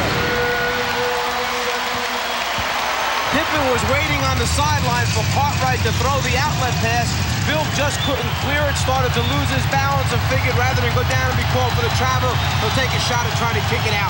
The travel would have been better. It wouldn't have been an easy score. It's the type of play that could turn things around, and there's an offensive foul. It's on Pippen. That's number 4, charged to Pippen. The offensive foul is called with the elbow as Pippen's going down. Kersey gets in his way, takes away the ability of Pippen to screen down. Pippen gets a little frustrated. As you see, he goes off the floor, frustrated again with Eddie Rush. Outstanding game for Pippen, though. Sitting down after picking up his 4, while Jerome Kersey has struggled. That matchup has been all Scottie Pippen. Duckworth, played by Cartwright, who has 4. Make it number 5. This is the toughest call to me in defending the post. When are you allowed to bump back when the big offensive player is trying to move you back in towards the basket? One guy bumps with his shoulder, the other responds with his chest. One bumps with his shoulder, the other responds with the chest. Tough call. Here they go again. This time Duckworth able to convert off the fake. The Bulls lead 74-64. Those calls are the ones that you have to rely on the judgment and experience of the official. Kersey with the steal, and Mike Mathis with a tripping call. It's on Cartwright, so he's fouled out.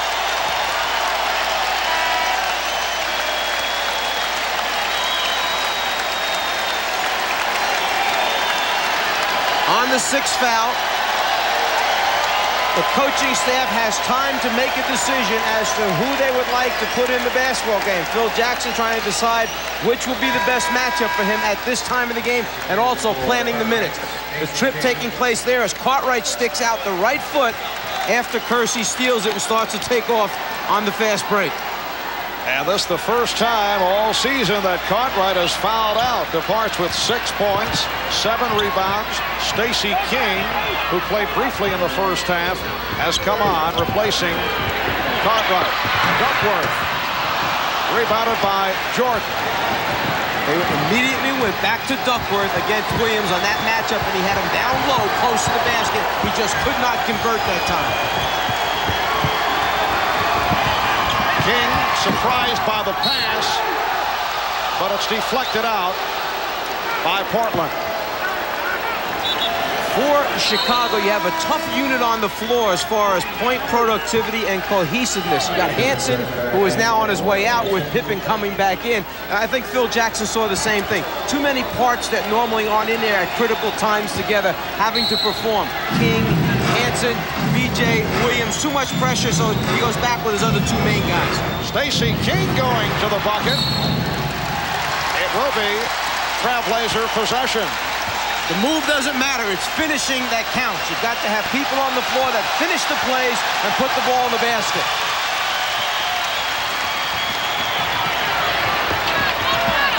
Kersey, played by Pippen. Duckworth now being guarded by King. Kersey, and rebounded by Williams.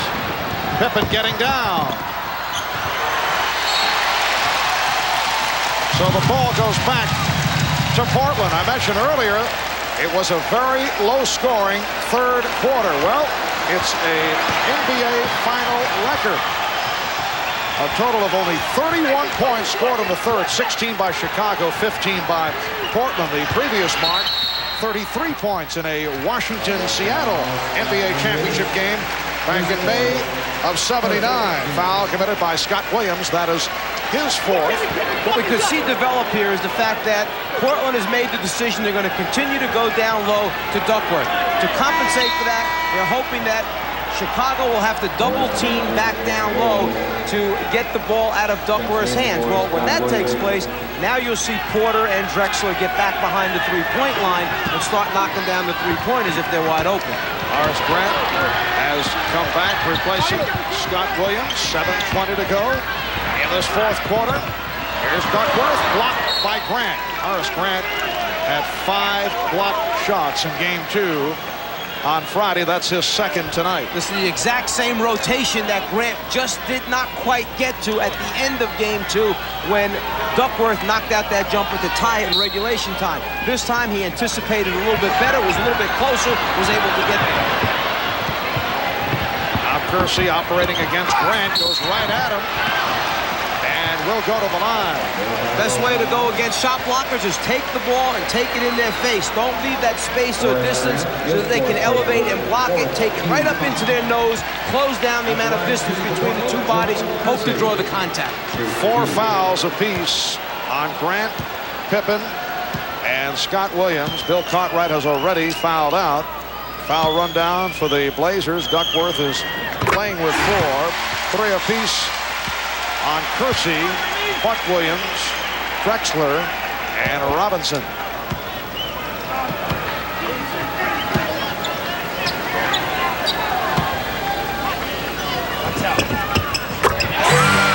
Jerome Kersey hits the 2 after struggling at the line, and he's brought Portland with an 8. Portland's defense is up now. They're up and extended, out pressuring much more than they had earlier in the game.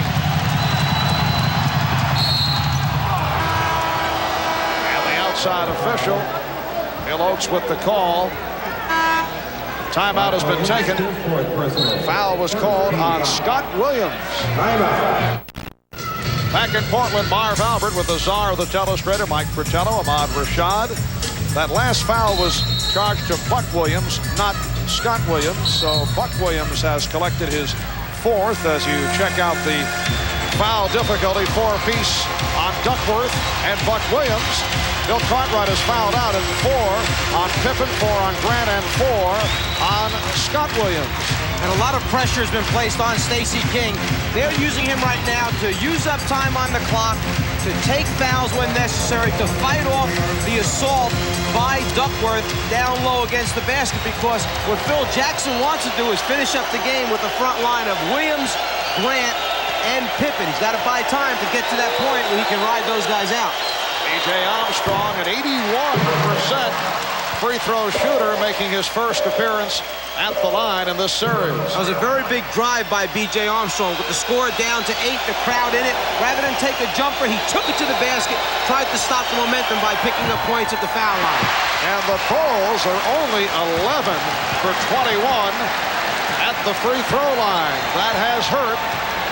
Blazers battling back. They're down by only 8. 6:40 remaining in the 4th quarter. Chicago is led by as many as 15. Here's Drexler with a bad shot. And King gets to it. Armstrong. He had Jordan in front of him, took his eye off the ball and turned it over. That's exactly what happened, because Michael Jordan was streaking down the right side, and B.J. anticipating the fact that he could lay it off to him on the bounce pass, took his eye off it. The quick outlet pass right about here is where he knows Michael's coming. There's where he lifts it because he wanted to pass. And now Phil Jackson sends John Paxson right to the table. Clyde Drexler has missed his last 5 shots. Got off quickly. Overall, he's 8 for 16. And Stacey King gets to the rebound. Stacey King doing some nice little things out there while he's on the floor, trying to buy this time. He comes up with a couple big rebounds, nice outlet pass, the small things.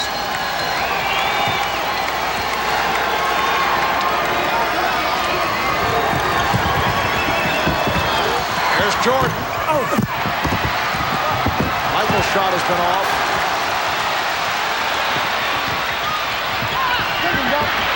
Duckworth, triple team, pops it out. Porter for 3. And a loose ball foul called on Duckworth. And that was one of those 3-point opportunities that we talked about. If Duckworth could get the double team and could kick it out, you'd have either Porter or Drexler spotting up. Terry Porter just didn't knock that one out. That number 5 on Duckworth. Coming in from behind the backboard, he tries to throw King out of there to go to the basketball, but King did a very good job of maintaining body contact. Pippen got the step. The Blazers have missed their last 6 field goal attempts. Drexler to the crossover and was fouled. Foul committed by Jordan. That is his first. And that is greeted by the sardonic roar of appreciation. I was just going to ask you, did the crowd think he had 4 or 5 fouls on him? But no, a very, very basketball smart crowd here in Portland. These people appreciate the game. They know the game. And in fact, they appreciate the play of the visiting team as well as the home team throughout the entire season. I would say they are the most compassionate crowd because in the introduction of the lineups, they applaud the visitors. Very kind. 24 for Drexler. Bulls with a 6-point lead. 5 minutes remaining in the fourth. Here's Jordan. Michael Jordan with 20. And he's given his club a 76-68 advantage. And that time Michael knew he had turned the corner and made the strong extension and the layup. Duckworth. And Mike Mathis says Chicago ball. A little bit different from the first half when Jordan turned the corner and short-armed the layup attempt after he passed Drexler. This time he turns the corner on Buck, and now the concentration and explosion, and there's the strong extension for the two. Phil Jackson calling for a timeout. 4:44 remaining in the fourth. Portland, Chicago with an 8-point lead as we wind down in the fourth quarter. In some ways, players are more comfortable on the road as opposed to playing at home, a point that John Paxson made to us last night. No, there's so many distractions when you're at home. You hit it right on the head. Where you have family coming in, there's tickets to worry about. When you're on the road, you're all in the same place. You're together. We'll meet tomorrow, all together. We'll watch the film, and it's always been good for us. We've always responded real well when we've been out on the road and able to concentrate. So yeah, there are definite disadvantages, even though the ones people don't generally see, to being at home. When you're at home, what happens is your family, your friends, your well-wishers, your supporters, sometimes they don't realize they do more harm than good because they occupy so much of your time. They don't give you a chance to have that peace, and Scottie Pippen cannot get the ball inbounds, so quickly calls for the timeout rather than have the turnover take place. Phil Jackson telling his players, you must come back to the basketball.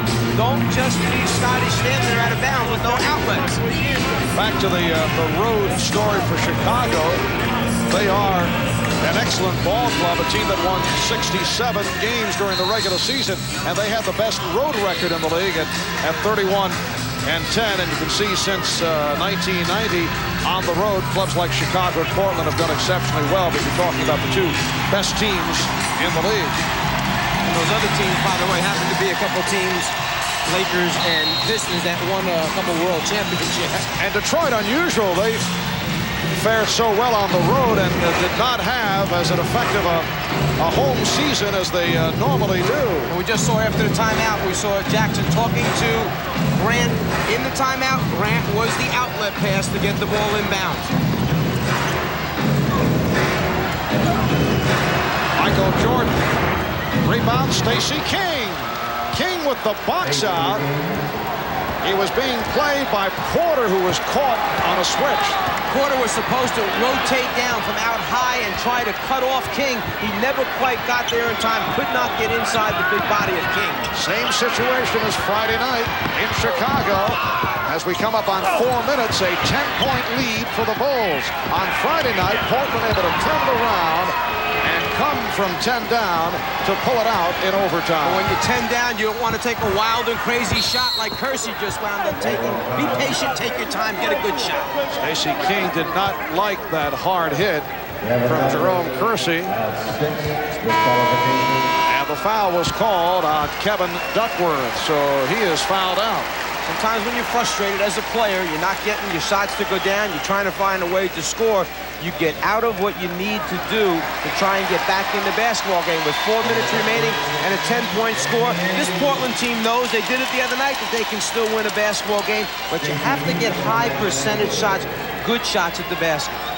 And Danny Ainge, the man who helped rescue the Trailblazers in Game 2, has checked in. Stacey King, 75% free throw shooter. And you now have 3 3-point shooters on the floor for the Portland TrailBlazers. So if Chicago decides to go back and double down low with some ball movement, you have a chance to pick up some extra points with 3-point shots if that's the way you want to go. Stacey King coming on for Bill Cartwright, who had fouled out, has done a nice job. Chicago and Portland each have 3 timeouts remaining. They've used their 20s. Ainge for 3. And he was open. Rebound comes to Kersey. The Bulls by 10 with 3.5 remaining in the 4th. Game 3 of the best of 7. The series tied at 1. Game 4 here in Portland on Wednesday. We'll have it for you on NBC starting at 9 Eastern Time, 6 o'clock on the Pacific Coast. And Stacey King, who is a strong post-up player, able to hit his 3rd field goal. He has 8 points. You let Stacey King get that low on the right block, and a steal by Paxson as he stepped up in the passing lane. John Paxson with the steal, providing a 14-point Chicago lead, and Rick Adelman takes a timeout. Shooting the passing lane, normally associated with Pippen or Jordan. This time it happens to be John Paxson who makes the big defensive play for the Chicago Bulls. The Bulls with a 10-2 run. Phil Jackson had sent Scott Williams to the table to replace Stacey King, but happenstance has it that the ball winds up going into King, who makes his nice low post move. If you let him to the middle with his left hand and this close to the rim, he's going to produce. So when he winds up going over to the bench, who's the happiest guy there? The guy that was supposed to go in and take his place? Scott Williams comes over to congratulate Stacey King. At the start of the season, Stacey King was the starter at center with Bill Cartwright out with that broken left hand, and he had some strong games. Will that count? Yes, it does. It's a goaltend. No, wait a moment. One official said yes, and the other said no. It is just a foul. It is waved off. The foul committed by Jordan. And the TrailBlazers wanted the call because the ball hit the backboard, but you can block it to the backboard. You're allowed to do that. If it's on the glass and you touch it, no good. But there, the ball was blocked into the glass. The Bulls 84 and the TrailBlazers 71 with 2:47 remaining in this 4th quarter. So no goaltending. Drexler hitting both foul shots. 8 for 8 from the line. He has 26 points. Chicago with a 12-point lead. The little half-court trap trying to make Chicago take a forced or hurried shot, but too much poise by Paxson that time. And Jordan was hit. Michael Jordan to the line for the first time tonight. Drexler called for his 4th. And while we have an opportunity here with Michael Jordan going to the line, we'd like to wish our NBC Sports colleague Bill Parcells the very best. Bill recovering from heart bypass surgery, and we're told coming along very well. Bill, as you know, is an avid basketball fan, although he did tell me privately that you have been getting on his nerves. He also told me, by the way, that he has stumped you quite a few times in trivia questions dealing with NBA players, statistics, past games, goes and back to performances. early 50s. After that, there seems to be a block in his head. It all comes out as football for some reason. The steal by Paxson. And last touched by the TrailBlazers. Ball knocked out of bounds. You cannot get careless against this Chicago team. One hand on the ball inbounds. If you put one hand on the basketball when you're passing it in, if you try to bring it back, it's very hard to draw it back again. 2:25 remaining in this 4th quarter. And the Bulls playing with the clock a bit. Paxson for 3.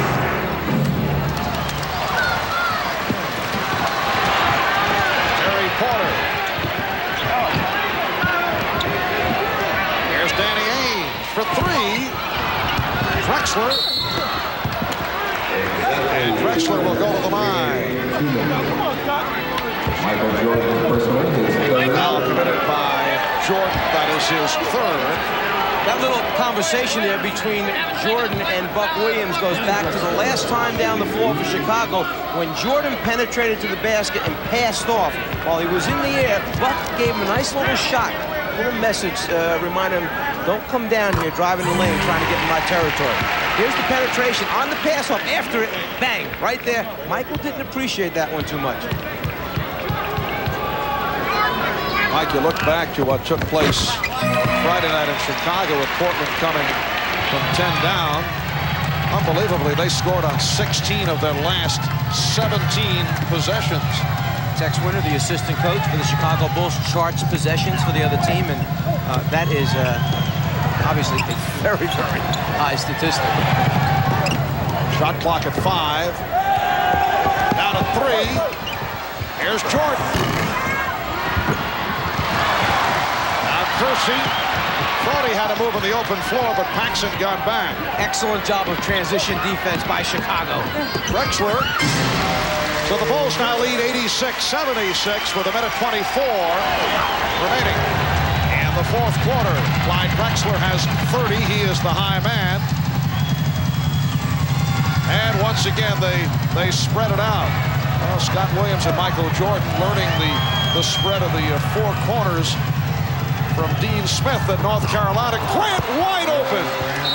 Jerome Kersey just left his man, ran across the floor, extended all the way out 22, 24 feet from the basket, a double team. Nobody rotated to protect the rim. Timeout called by the Blazers with a minute 6 to go. All right, Marvin, Mike, you guys have been talking about the Trailblazers shooting percentages the entire time, the whole second half. Rick Adelman has been telling his team about shot selection, poor shot selection, taking the wrong shots at the wrong time. Marv? That's certainly the case in game number 1, which ended up in a blowout for Chicago. Here's Porter. Rebounded by Kersey. And the Portland shooting tonight has been very poor. They have had long drought periods. On a couple occasions, they missed 7 in a row. They see 36% for the game. The Bulls at 47. Buck Williams called for his 5th. Now Portland scored 26 points in the first quarter. Since then, second quarter 19, third quarter an NBA final record low with the two teams combining for 31 points. Portland had 15. Fourth quarter, the Blazers have managed only 16 points. So on a night that has seen Michael Jordan have just an ordinary performance, the Bulls have gotten help from other quarters.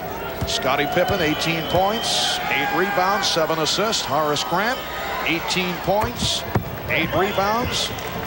Stacey King off the bench, 8 points, did a nice job. Same for Scott Williams, who once again contributed. 45 seconds remaining in the fourth quarter. Drexler is fouled.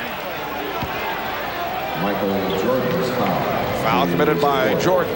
And who knows, as Paxson mentioned before about playing on the road versus at home, here the Trailblazer team, they were away, quite a few days from home in Chicago playing the first 2 games. Suddenly they come home, land at 3:15, 3:30 in the morning after winning game number 2. Basically only have a very short number of hours before they have to return to play game 3 here this afternoon. And a lot of catching up to do, a lot of people making phone calls.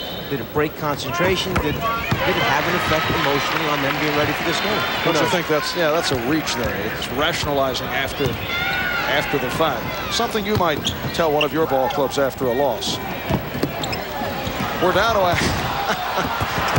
half minute remaining in this fourth quarter, and the Bulls lead by 12. I'm glad to know you got a little chuckle out of, yes, you know. And Pippen will throw in. So many things are said after games are lost. Jordan. What it comes down to is Chicago severely outplayed Portland tonight. And they now lead 92-78. Ainge. And put home by Kersey. So the Bulls lead by 12. go back to Portland.